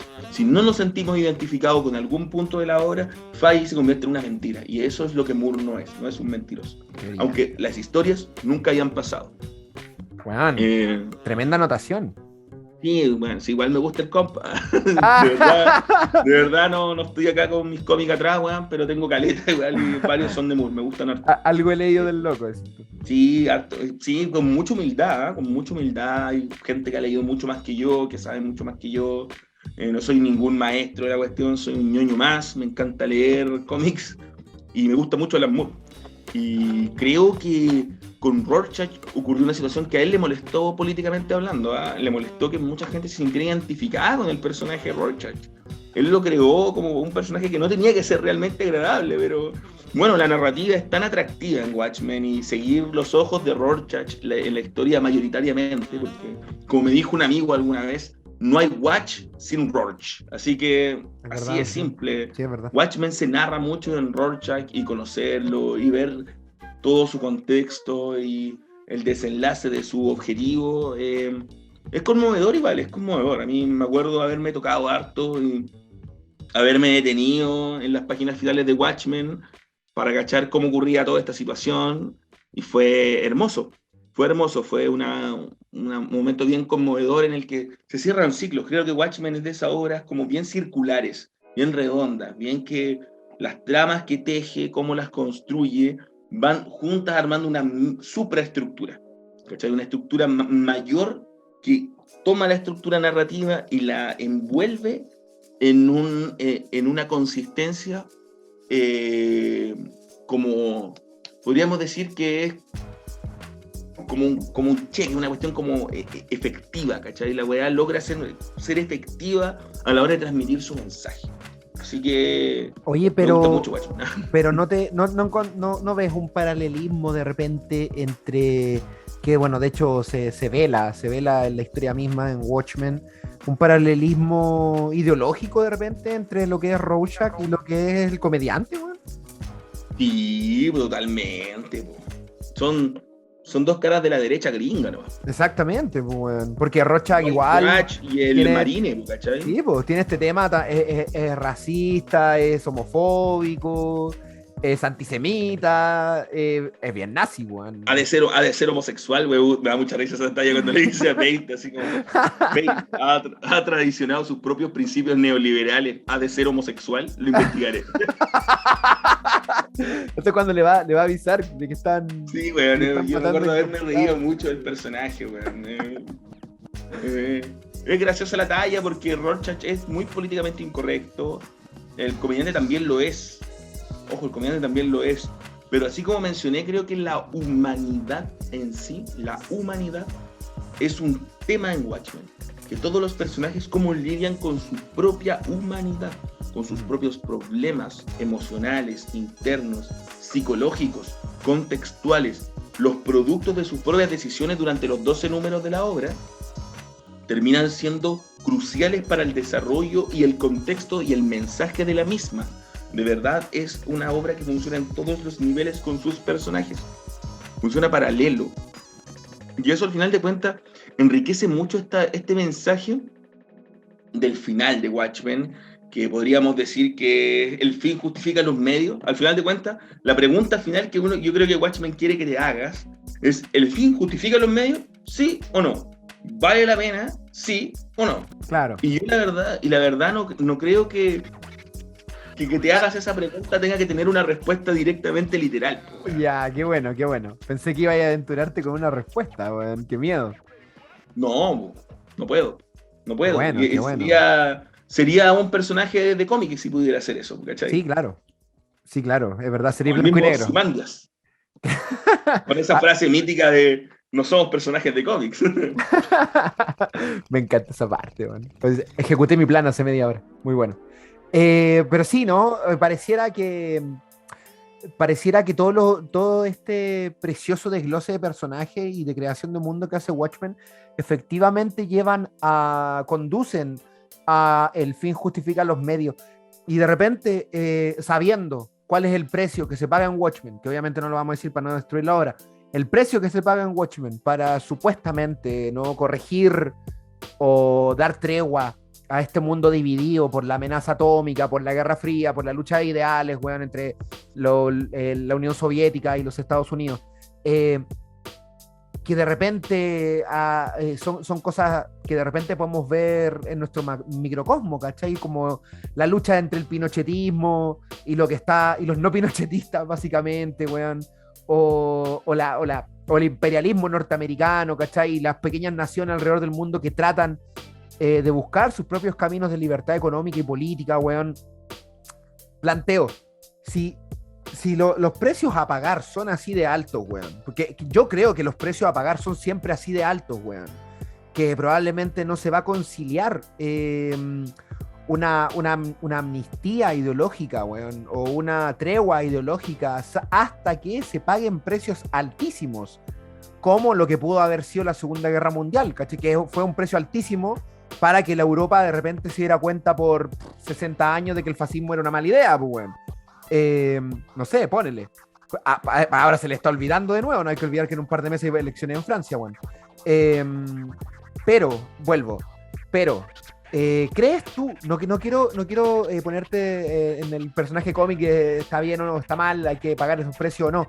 Pero, ¿no te parece un poco absolutista, / terrible, y al mismo tiempo no tan alejado de la realidad, que esos sean los precios que hay que pagar, weón? ¿Crees tú que los precios que se pagan en la realidad son tan altos como los que se plantean en las ficciones? ¿O crees tú que hay formas más conciliadoras, menos fascistas, si se quiere, menos totalitaristas, absolutistas, weón, de llegar como a una tregua ideológica, weón? No, puta, yo creo que es complejo plantearlo como una tregua ideológica, porque en la idea es en el punto en el que uno transa menos, ¿cachai? O sea, cuando tú podés transar una medida, ¿cachai? Podés transar una propuesta, pero tu idea de cómo se hacen las cosas es lo que tú haces una concesión, ¿cachai? Ahí tú discutes cuánto cedo, pero al final de cuentas tu idea queda ahí, ¿cachai? Pero hay un problema aquí con lo que plantea Moore. Yo creo que más que un problema es un problema de la humanidad. O sea, históricamente nuestros grandes procesos de cambio han venido pintados con harta sangre. O sea, no por algo se conmemoran las guerras, o sea, no es por cualquier weá, ¿cachai? O sea, la Revolución Francesa no se llamó la Junta de las Flores de Francia porque eso vino después, ¿cachai? El tecito, la conversación y arreglemos las cosas y pongámonos de acuerdo, los liberales, los conservadores, ¿cachai? Pero al final de cuentas considero que es un desafío para nosotros nomás, porque todos los planteamientos de Moore que tienen un gran precio de sangre, usualmente es como el último precio de sangre, ¿cachai? Es como the ultimate price, ¿cachai? Es como, weón, si va a quedar la cagada, van a morir 1 millón, 2 millones, 3 millones de personas, ¿cachai? Pero en pro es porque el mundo no va a soportar más que mueran de nuevo tanta cantidad de personas, ¿cachai? Entonces es eso o extinguirse, ¿cachai? O si pasamos al periodo de extinción, ¿cachai? O sea, yo la verdad no respeto a las personas algunos que quizá lean cómics, ¿cachai? Yo no respeto nada que haya salido después de Watchmen, ¿cachai? Ni Before Watchmen, ni ninguna otra wea que no sean los 12 números de Alan Moore, weón. Doomsday Clock y weón. No, me los paso por la costura de usted sabe. Pero porque principalmente creo que la gracia de Alan Moore es esa, de darte ese sentido de la incertidumbre, ¿cachai? Al final, ¿cachai? O de que puede pasar como no puede pasar, ¿cachai? Quedó la cagada, pero hay algo más, algo menos, ¿cachai? Si es que el precio que tiene que pagarse, he querido eludir la pregunta harto rato, pero... Es que es peludo, weón. De repente lo he pensado con lo que está pasando como en Chile, o en Latinoamérica, weón, con el ascenso del fascismo, ¿cachai? Como, no bastaron las dictaduras que tuvimos, ¿cachai? No bastaron las dictaduras que tuvimos para darnos cuenta de lo terrible que era como el fascismo derechista, weón. La extrema derecha, pues. Exacto, weón. Exacto. O sea, hay planteamientos que se siguen repitiendo, weón. pero igual, Moore yo creo que lo plantea como desde más allá de que sea de la derecha, a la izquierda, Sí. cualquier eje del poder que concentre tanto poder y control a la vez, ¿cachai? Es extremadamente peligroso y peligroso para la población. En Watchmen igual hay harto esto del ciudadano de a pie. Nosotros entre medio conocemos a varios personajitos que siguen apareciendo, el psiquiatra, Que lee ¿cachai? el navío negro. Claro, el loco que lo lee, el kiosquero, ¿cachai? Hay varios personajes que aparecen ahí que son personas, ¿cachai? Y que ellos también son presas de ese contexto. Entonces, ¿el precio lo vale? Yo creo que no lo vale. Nunca va a valer la vida de las personas, nunca. Pero también comprendo con harta altura de mira de que es imposible que no ocurra durante los procesos de cambios profundos. Es imposible que no ocurra derramamiento de sangre. Es imposible. O sea, de verdad es muy idealista pensar que no, ¿cachai? Ya sea a mayor o menor escala, ¿cachai? Pueden desaparecer, a suicidar a algunos activistas, ¿cachai? O lo que puede hacer directamente es mandar a ametrallar a las personas en sus casas, ¿cachai? El espectro de lo que se puede hacer en base a esto es muy amplio, muy amplio. Pero me quedo con el mensaje de que Moore, al final de cuentas, el cambio que ocurra, la situación distópica que ocurra, el zorral que se venga, siempre va a haber una oportunidad para hacer otra hueá después, ¿cachai? Siempre te va a dar la oportunidad de que amanezca el día siguiente, ¿cachai? De que haya algo más, ¿cachai? Sí, no, esto de repente ya cayendo un poco, aprovecho, porque quizá hablar de Moore y no hablar de la broma asesina es una falta de respeto igual, pues, que un poco es lo que no sé realmente qué pasa al final de la broma asesina, y no me voy a aventurar a decir lo que pasa al final de la broma asesina, ¿no? Pero está la tesis del Guasón, del Joker, de que solamente falta un mal día para convertir a alguien bueno en alguien como el Guasón, ¿no? Y es lo que trata de hacer el Guasón a lo largo de la historia de la broma asesina, convertir a Jim Gordon en alguien como él, haciéndolo pasar un día muy malo, particularmente malo. Y al final, Malo. demasiado malo. Y al final del cómic, para no desmenuzar la trama, ¿cierto? Ocurre este como sinceramiento entre Batman y el Guasón, y pareciera, ¿cachai? Que si se quiere, ¿no? Si uno es antojadizo también, que existe como decís tú, quedó la media cagada por la que se mandó el Guasón. La que se mandó el Guasón en la broma asesina es algo que tiene ecos en el canon de la historia de Batman, pues, weón.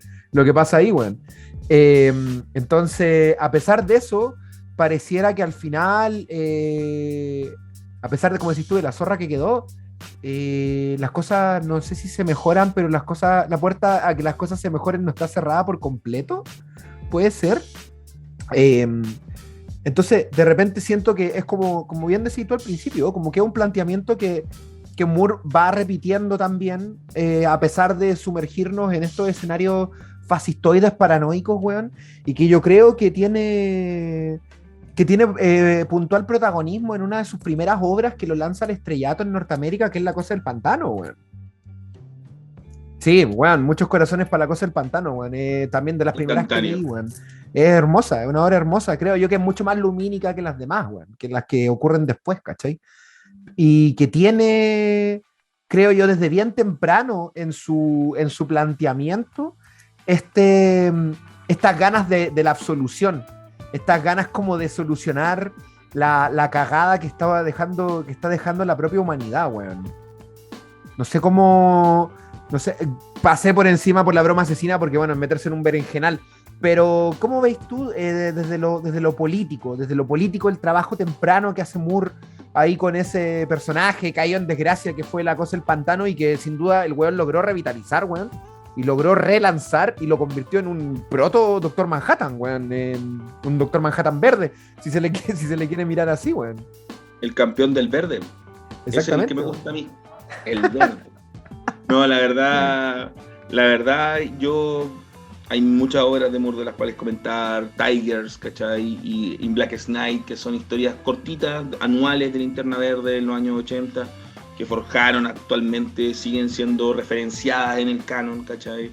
La broma asesina, que era una historia, un one shot que terminó agregándose al canon, originalmente no iba a ir al canon, pero el gusto que tuvieron las personas, la interpretación del Joker, el arte de Brian Boland, la prosa de Moore, bueno, todo al final de cuentas terminó siendo puro oro para ese hit, y que terminó convirtiéndose en una de las 5 historias esenciales de Batman, sin esforzarme mucho por mencionar algunas, ¿cachai? Pero con La Cosa del Pantano que ocurre algo súper interesante. O sea, La Cosa del Pantano es un cómic que lo escribió originalmente Len Wein, que es uno de los grandes creadores de personajes. O sea, Len Wein creó a Wolverine, ¿cachai? O sea, como para que tengáis una idea de qué otro personaje creó conocido Len Wein. De ahí para adelante, una hueá piola. El loco igual ayudaba a George Pérez en los guiones de La Mujer Maravilla, un crack, Len Wein. Y su Cosa del Pantano fue una gran etapa. Posteriormente tuvo un declive a nivel de venta, de compra-venta, y las personas no estaban ni ahí con las historias que pasaban en La Cosa del Pantano. Se dejó botado el personaje hasta que el mismo Len Wein le pega la llamada a Alan Moore y le dice: oye, compadre, ¿sabe qué? Acá en Estados Unidos queremos ofrecerle la pega a usted para que escriba La Cosa del Pantano. No, me estáis weyando, vos soy un amigo mío, dijo Alan Moore. No, me estáis weyando, no, te corto. Lo cortó a Len Wein, pero en efecto le llegó una carta unos días después. Era Len Wein el que le mandaba la carta. Y así fue como Alan Moore se hizo cargo de La Cosa del Pantano, teniendo en sus manos primero, antes que empezar su propia historia, con la lección de anatomía, el mítico número 21, en el número 20, concluir con todo lo que se había hecho de La Cosa del Pantano hasta ese punto. En The Swamp Thing Saga 20, él concluye con todo lo que se había hecho antes, y luego él, en la representación más clara de lo que es un run, una carrera de un autor, él toma todas las bases del personaje y las interpreta para sí mismo. La Cosa del Pantano nació siendo un cómic de terror, de House of Horrors, se llamaba la revista en la que apareció por primera vez, y ahora, para Moore, era un panfleto de su activismo político. La Cosa del Pantano se convirtió directamente en todas las ideas que Moore quería plantear para este nuevo público que iba a tener enfrente. Moore, como buen artista, él sabe que el público no sabe lo que quiere, ¿cachai? Es pega del artista saberlo, es pega del artista generar algo que pueda ser llamativo para ellos, y con el apoyo de dibujantes como Stephen Bissett, John Totleben, y ya me voy a acordar del otro compadre que dibujó harto con él. Consiguieron darle forma a este personaje, brindándole de una humanidad, de un carisma, de un sentimentalismo, de una pureza argumental muy linda.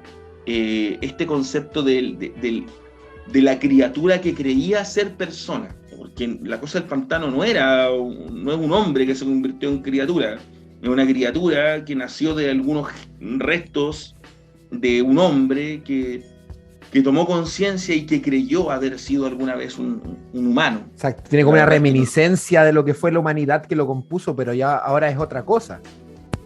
Claro, no, es que hay un momento en el que, spoiler del número 1 de La Cosa del Pantano. La Cosa del Pantano lo dan por muerto. Spoiler de 1983 igual. Pues. Claro, una wea muy hace calete rato, pues, pero igual spoiler, por si no lo han leído, y pueden leerlo, por favor, es una gran lectura. La Cosa del Pantano es dada por muerta y se lo llevan a un laboratorio para revisarlo. Revisan que en su cuerpo está como toda la estructura ósea de un humano, ¿cachai? Pero no cumple una función similar a la de los humanos. Y en ese momento, mientras están haciéndole esta autopsia, la lección de anatomía, como se llama La Cosa del Pantano, La Cosa del Pantano despierta y se da cuenta de que ninguna de las cosas que él se imaginó que tenía adentro realmente las necesitaba. Él no necesitaba esqueleto porque él era puro musgo, era pura naturaleza, era el verde mismo. Y así él también empieza a comprender que no tiene limitaciones en su conexión con el verde. Entonces ahí se empieza a formar una maralla muy interesante que de verdad no quiero spoilear, porque la relación que surge ahí entre los personajes es maravillosa, me encanta La Cosa del Pantano de Alan Moore, uno de mis cómics favoritos de verdad. Y creo que políticamente lo que aborda Moore ahí son todos estos problemas de la sociedad redneck norteamericana, ¿cachai? En los pantanos de Luisiana, el racismo, el clasismo, la misma apuesta es que el machismo, el machismo que hay ahí, ¿cachai? Es muy profundo, es muy profundo. Se observa en cómo la sociedad ve el vínculo que existe entre Swamp Thing, ¿cachai? La cosa del pantano, Alec Holland, ¿cachai? Que le llama Alec, y Abby, que es su pareja, su vínculo romántico en el cómic, ¿cachai? Cómo surge esto, cómo Alan Moore trata la antítesis de la guerra en sus propias palabras. Porque para él la antítesis de la guerra es el amor puro, este amor sexual, el erotismo. Hay un número en el que la cosa del pantano tiene una relación físico-asexual con su pareja, con Abby. Se conectan de una forma, buscan una forma de generar ese erotismo, ese instante de emoción, y luego eso es perseguido por la sociedad.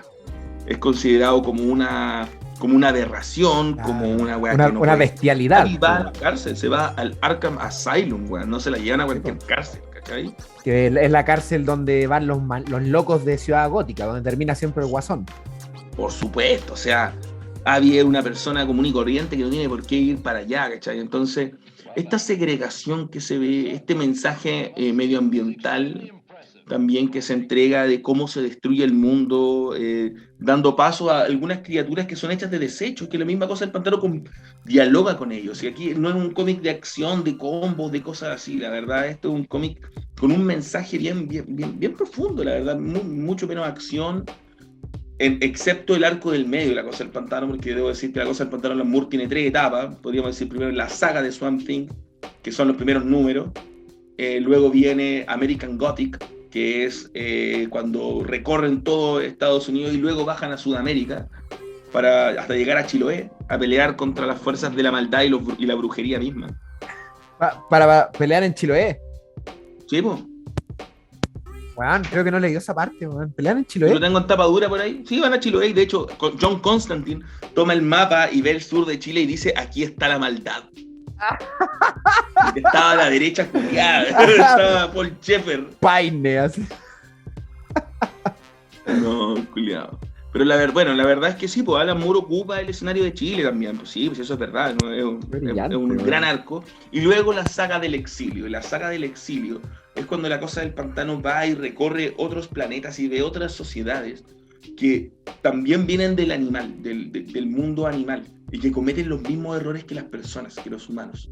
¿Cachai? Entonces, esta mirada ecológica de una pureza transversal que adquiere cierta conciencia, la respiración del planeta, que Alan Moore que la cosa del pantano pueda sentirlo, y que Alan Moore lo plasme de esa manera, de verdad tratando de distanciar no con la humanidad misma, sino que con los problemas humanos, con esta vanidad, el conflicto del ego, ¿cachai? Estos conflictos que son súper profundos, poder traspapelarlo a todas las razas, por ejemplo, animales, y sentir que la cosa del pantano era un ser alienado en eso mismo. Me entrega una riqueza argumental muy, muy bacán, ¿cachai? Algo fantástico. No, y también toda esta narrativa, como bien decís tú, medioambientalista, pero entendiendo el medioambientalismo no como un panfleto caricaturesco de salvemos al planeta, salvemos las ballenas y demos vueltas los barcos, los balleneros y weá, sino entendiendo de que el humano como tal también es parte de ese esqueleto ambiental que compone el planeta Tierra y todos los seres vivos, y que finalmente es como nuestra evolución, ¿no? Como nuestro progreso, entre comillas, los que nos han ido alejando de la respiración verde, ¿no? Del verde, nos han ido alejando de la naturaleza, porque claro, en el personaje de Abby, yo me acuerdo de esa parte en la que mencionaste, de cuando tienen como un coito, y es súper lindo, pues, güey. Es súper lindo. De hecho, a mí me hace mucho eco a lo que estaba precisamente ocurriendo en Estados Unidos pienso con el arribo de John Lennon, ¿cachai? Este post-hipismo que estaba ocurriendo en la contracultura norteamericana de la protesta desde la habitación, ¿cachai? Como del amor más libre, entendiendo que toda la revolución hippie de finales de los 60, principios de los 70 había decantado, ¿cachai? Habíamos caído en unos años oscuros de los años 70, weón, con Vietnam y tal, y post-Vietnam sobre todo, weón, que se ve reflejado en la obra, no sé, en Taxi Driver, en todo el cine norteamericano se ve reflejado eso. Entonces, que Moore, ¿cachai? Como que finalmente abogue a que los humanos, a que el loco crea un ente que va más allá de la humanidad y que se conecta con el espíritu de la tierra y con tanto con los animales como las plantas, como el aire, como todo. Y finalmente lo que intenta hacer es que, Juan, a través de Abby, ¿no? Trata de que nosotros como lectores entendamos de que nosotros también somos parte de esa narrativa, nomás, pues. Ese es nuestro lugar, ese es nuestro espacio, ¿cachai? El amor es nuestro espacio, el sexo es nuestro espacio, la reproducción, la sobrevivencia, como todos los animales, culiados, pues.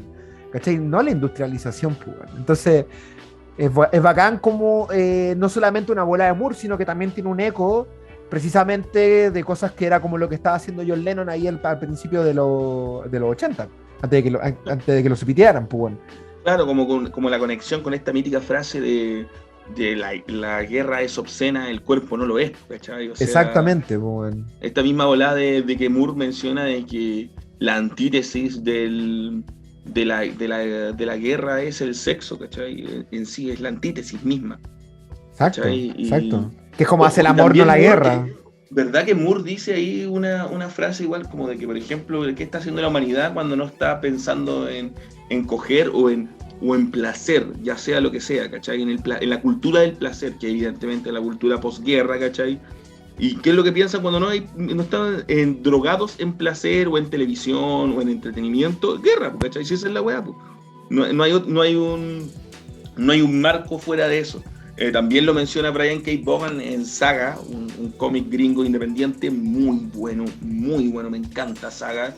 También lo recomiendo si es que alguna persona quiere pegarle una lectura. Saga es fantástico. Tengo 3 tomos de Saga, me gustaría tener todo, pero algún día Rojo. Algún día. Sí, no, también pasa, creo que esa lectura igual la logra profundizar un poco después en Watchmen, cuando intenta construir, ¿no?, toda esta relación carnal que existe entre dos personajes de Watchmen, y cómo esa relación carnal parte, ¿cierto?, desde el fracaso, desde la frustración por ambas partes. Ambas veredas, po. Exactamente, no es uno fracasado y el otro intentándolo, son ambos personajes fracasados sexual, emocional, socialmente, a causa de esta ¿cómo decirlo?, sobremodernidad, weón. Este sobre ser un ser contemporáneo, weón, que nos ha obligado a alejarnos de, como decís tú, esta pulsación sexual que finalmente es por lo que se compone la naturaleza. Yo miro a mi gata, weón, y mi gata quiere comer todo el día, pues, weón. Y probablemente va a llegar un momento en el que va a querer culiar todo el día, pues, weón. Cuando... hedonismo puro nomás, po. Claro, fin, ya está, eso es, pues, weón, eso es. Entonces, claro, en Watchmen hace lo mismo, y cuando estos dos personajes logran reconectarse con el hedonismo, como decís tú, ¿no? Con el no pensar en la Guerra Fría, en el Doctor Manhattan, en los rusos, en que hay una conspiración, que nos van a matar, que el gobierno, en la concha de su madre, en todo este mundo opresor que plantea Moore, logran reconectar sexualmente y logran reconectar con la alegría, weón, con la felicidad. Es precioso. Es muy emotivo. Sí, es muy emotivo que puedan entregarse, que puedan vivir más allá de de su propio contexto. Que como hemos mencionado incansables veces ya en este episodio, el contexto es gran protagonista en todas las obras de Moore, ¿cachai? Entonces, que ese momento de vínculo los termine generando su propio espacio seguro también, genera una weá humana, pues, una cuestión que la cual todos podemos identificarnos, ¿cachai? Todos en algún momento del Zorral buscamos nuestro propio refugio, ¿cachai?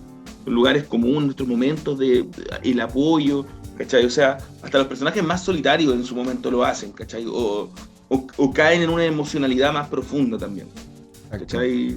Y también se refleja eso en Watchmen con el vínculo de Rorschach con el búho nocturno, ¿cachai? O sea, igual se da ahí esta afección, este momento de buscar un vínculo entre personas. Estamos todos solos, ¿cuán solos podemos estar? Ya muy Evangelion igual, ¿eh? También... un poco, sí, un poco. Muy Evangelion igual, ¿eh? Sí, no, pero no deja de ser real, ¿no? Como... bueno, el otro día no tiene nada que ver, weón, estaba viendo Succession, weón, y te la recomiendo mucho, Red, weón, vela, weón. Tremenda serie HBO, weón. Y claro, está este alegato también de como decís tú, en medio del zorral, weón, en medio del desastre, finalmente todos se quieren ir a casa. Al final todos buscamos lo que para ti, lo que para mí, lo que para el personaje sea el hogar, ¿cachai? Sea la casa, weón. Y bueno, Moore en La cosa del pantano lo plantea como regresar a la naturaleza, y en Watchmen, V for Vendetta lo plantea como volvamos hacia nosotros y reconstruyamos nuestras sociedades desde el nosotros y no desde el ceder el poder a la paranoia, pues, y a la tecnocracia. Tecnocracia. El cáncer provocado por la globalización. Bueno, tal cual, weón. Amigo, no sé si hemos tenido, vamos bien, hemos tenido alto programa. No sé si hay otro punto, alguna otra obra que quieras repasar, o algún otro punto de las obras que ya hemos repasado que queráis mencionar y que le demos conversación. A ver, la verdad, creo que hemos mencionado hartos puntos importantes, puntos relevantes sobre los planteamientos políticos de Moore. Me gusta siempre mencionar que el hombre en todas sus obras, en todas, trata de plantear la imagen de su contexto, tratar de plasmarlo de nuevo en la obra, y creo que eso pasó también en Miracle Man, con los problemas mentales, sí. La desatención que existe. Qué buena es Miracle Man, weón. Yo creo que es una obra en la que se le debería dar más punch, hermano, esa weá estaba prohibido editarlo porque Alan Moore, obviamente, tuvo problemas con Marvel, antes que con DC.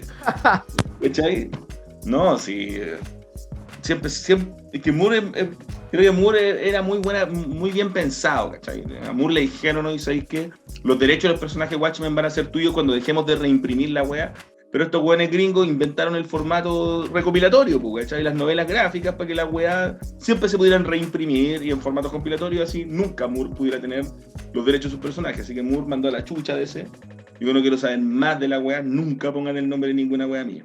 ¿Cachai? De hecho, no tiene, él no gana royalty por nada de lo que se adapta de él, weón. He cachado. No, el loco renunció a todo eso.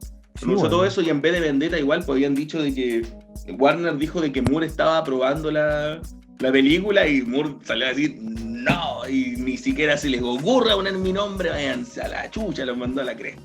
Ahora que salió la temporada de HBO de Watchmen, que es como la secuela del cómics, también pues me acuerdo que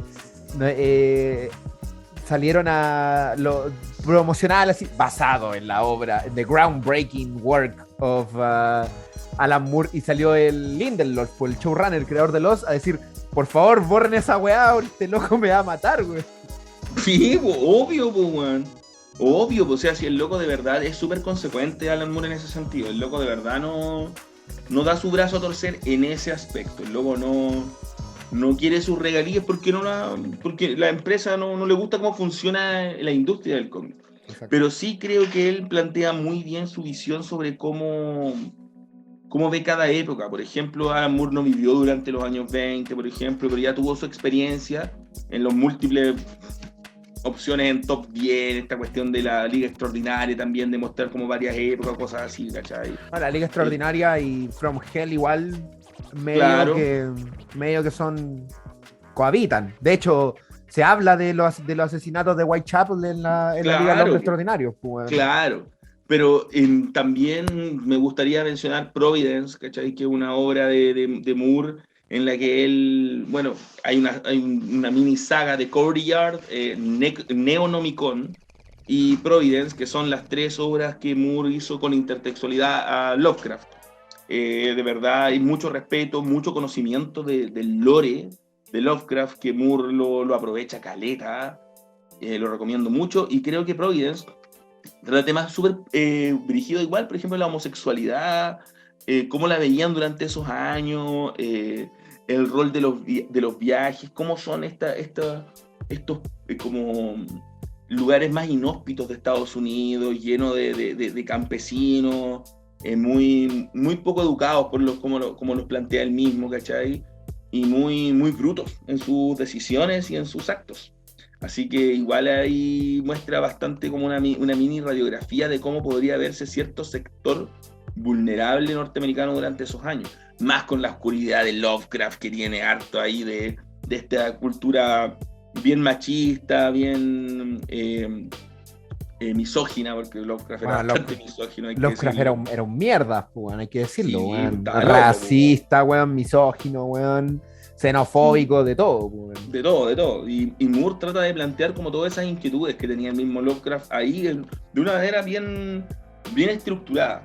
Y ya, si te gusta mucho Lovecraft, ¿cachai? Onda, vaya a flipar con todas las referencias, pues, man. Como yo, a mí me gusta Lovecraft, la lectura de Lovecraft, me encanta. Eso, el horror y toda la zorra, esa va a calienta, caleta. Así que, weón, leer Providence me encantó, la verdad. Otra obra de Alan Moore que es bien transgresora que me gustaría mencionar es Lost Girls.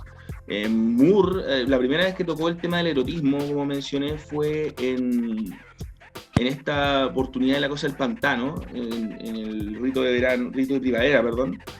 Y con Lost Girl, él trató de plantear esta media sátira a la comedia clásica, más que a la comedia, a los cuentos clásicos británicos, y darle un toque muy sexual, muy erótico, tratando de bordear lo erótico y no lo pornográfico, ¿cachai? Con una prosa que le diera sentido a la trama de esto, ¿cachai? O sea, él dijo, voy a hacer una weá erótica de alta calidad narrativa, y el loco la hizo, es muy buena. Bueno, todas las protagonistas son femeninas, evidentemente, y de verdad se disfruta caleta, recomiendo harto Lost Girls.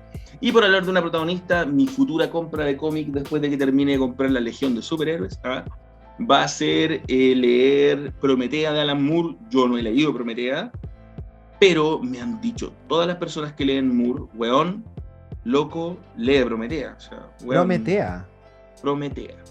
Sí, Prometea fue muy aclamado, el arte creo que es la caga misma, y yo la verdad no le he dado la oportunidad por una cuestión de que quiero leerlo en físico. Con Moore me he dado la oportunidad de leer tanto V de Vendetta y Watchmen en físico, y quiero que Prometea no sea la excepción. Así que recomiendo harto Prometea. Y si usted es fanático de los superhéroes, le gustan los superhéroes más que otras cosas, ¿cachai? Hay un tomo de Alan Moore de Omnipress, lo editó Omnipress hace poco, que se llama El Universo DC, por Alan Moore.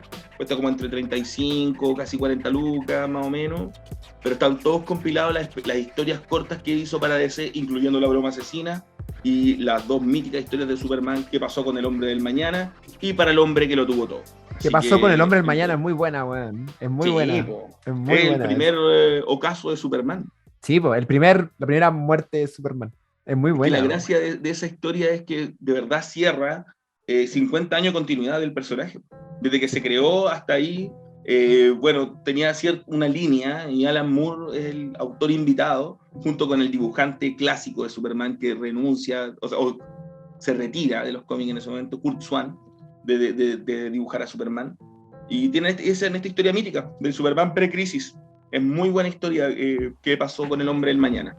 Es muy buena. Y salen como los grandes villanos, Brainiac, Sale Brainiac, Luthor, el Bizarro, Hombre salen todos, Kryptonita, Bizarro, Mr. Mrs. Pixley, todos. todo. Es muy buena, weón. Es muy buena. Yo me la veía Bacán. así, un cueazo la vi, como esta weá. Alan Moore. Qué raro los dibujos, son como antiguos, ya la voy a leer, weón. Weón, me saco el sombrero por esa. ¿Qué pasó Súper con el buena. Hombre del Yo Mañana? Muy igual buena, weón. tuve la oportunidad de comprarme hace varios años, ya esto es una experiencia personal, mi polola actual me lo compró, te mando cariños, Alexita hermosa, me compró un tomo del Clarín, que está como recopilatorio del diario, ¿cachai? Que vendía venía con la tercera y te vendía el cómic a 1.500 pesos hace muchos años atrás. Y era un Esa weá era libraco muy así, buena, weón. Muy era buena, un weón. libraco así, bacán, y ahí venían las dos historias de Alan Moore, venían varias cosas súper interesantes, Superman, venía el primer número, venían varias historias Pero era icónicas. solo Superman. Sí, solo de Superman. Venían todo lo de Superman y fue bacán, porque estaba como Luca en esa feria, ¿cachai? Ya salía 1.500 antes, weón, y me lo compré, fue como, wow, me acuerdo de haberme sentado en el baño a leer, y caché, ¿qué pasó del Hombre del Mañana? Esta leí alguna vez de que era bacán, y la leí así, chucha, weón. Y así me enamoré también de qué pasó con el Hombre del Mañana, la cual recomiendo con harto ahínco. Me encanta que le pasó, perdón, por el hombre que lo tenía todo, perdón. Un anual de Superman, el que mencioné antes en el capítulo, de verdad lo recomiendo harto. Y Alan Moore en general, denle la oportunidad, es un gran autor.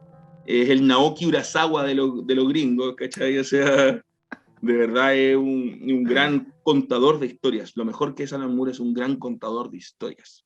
Sí, sin duda. Y es un artista que ha logrado plasmar, weón, yo creo, una visión política súper particular, sobre todo proviniendo de un inglés y sobre todo proviniendo de un occidental, weón.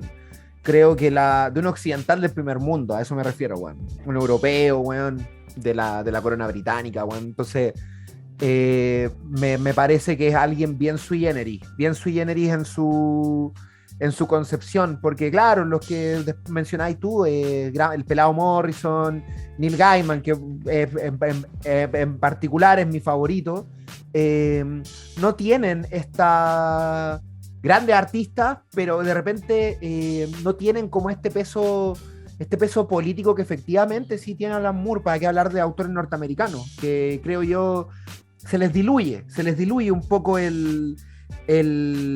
no el discurso político, pero sí los cojones para decirlo, weón.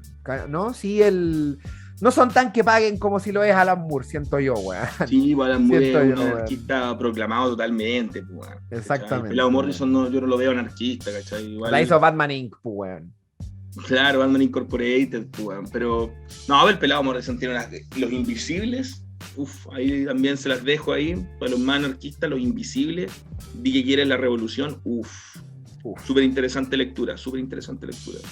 Y con Gaiman no, porque Gaiman es un poeta, ¿cachai? Gaiman es precioso, Gaiman es precioso. Un poeta, ¿cachai? Es un no sé, pues es muy estético él, ¿cachai? Es un hermoso. La estética de Moore igual va como por un lado más pseudo pesimista, como digo, siempre el mensaje de Moore al final es como al final de Evangelion. La gente dice que es triste al final de Evangelion. No es triste, pues, bueno, no es triste. Muy bueno, encuentra su forma de vivir con uno mismo, ¿cachai? No es triste esa weá. De hecho, a Paulina, mi pareja, off topic, weón, Paulina, mi pareja, no le gusta el final de Evangelion, el de The End of Evangelion, porque para ella, cuando todo se hace líquido LSL, ese es el final. Ahí debería haberse acabado la weá y todos somos una sola conciencia y ya está, y Shinji culiao destruyó el mundo perfecto porque es una egoísta de mierda. Esa weá de que Shinji haya dado el paso atrás, sí, es loco igual. Pero está bien, yo lo entiendo, soy humano como Shinji, weón. Somos personas. Por supuesto, ante todo somos personas. Amigo, muchas gracias por haberme acompañado en este primer Petit Bouché, en este primer plato veraniego aquí en su que paguen entre temporadas. Estamos preparando cositas para regresar como corresponde, ya con presidente nuevo, weón. Y estaremos siguiendo suministrándole su dosis de delirio político aquí en Que Paguen. Vamos a estar abordando otros temitas así de cultura popular, pero siempre dándoles el nuestro sello Pueblo Soberano enfocado en la política. Así que, amigo Rojo, Miguel Collado, querido, si es que tienes algunas palabras de cierre. Muchas gracias por permitirme hablarles, muchas gracias por permitirme estar aquí, Rob. Siempre para mí es un placer, más allá ñoñar, weón, es un placer para mí, me encanta. Y eso sí, de verdad quedan recomendados con todas las obras que mencionamos acá. De verdad hay una alta calidad, no van a ir a perdedor, van a leer buenas historias, ¿cachai? De verdad las recomiendo mucho, y un abrazo a todos y que disfruten la ñoñez forever. Sí, no, y también que en la ñoñez, weón, se esconden también discursivas que de repente a uno le pueden cambiar como ciertas percepciones del mundo, no solamente en lo emocional, sino también en lo político. ¿Por qué no, weón? ¿Qué pasa si después de pegarse una lectura de V for Vendetta terminan haciendo un nuevo trotskista, pues, weón? Sería un problema, pero no sería nuestra culpa. Pero no es nuestra culpa, pues, presa del mismo contexto, pues, weón. Exactamente. Amigo, no hay paredón hoy día, pero hay un abrazo grande. Lo quiero mucho y, querido Pueblo Soberano, nos estamos viendo en 15 días con un nuevo menú aquí en su Que Paguen veraniego, aquí desde el castillo en la playa, weón, el castillo del Rafa Aranea en la playa.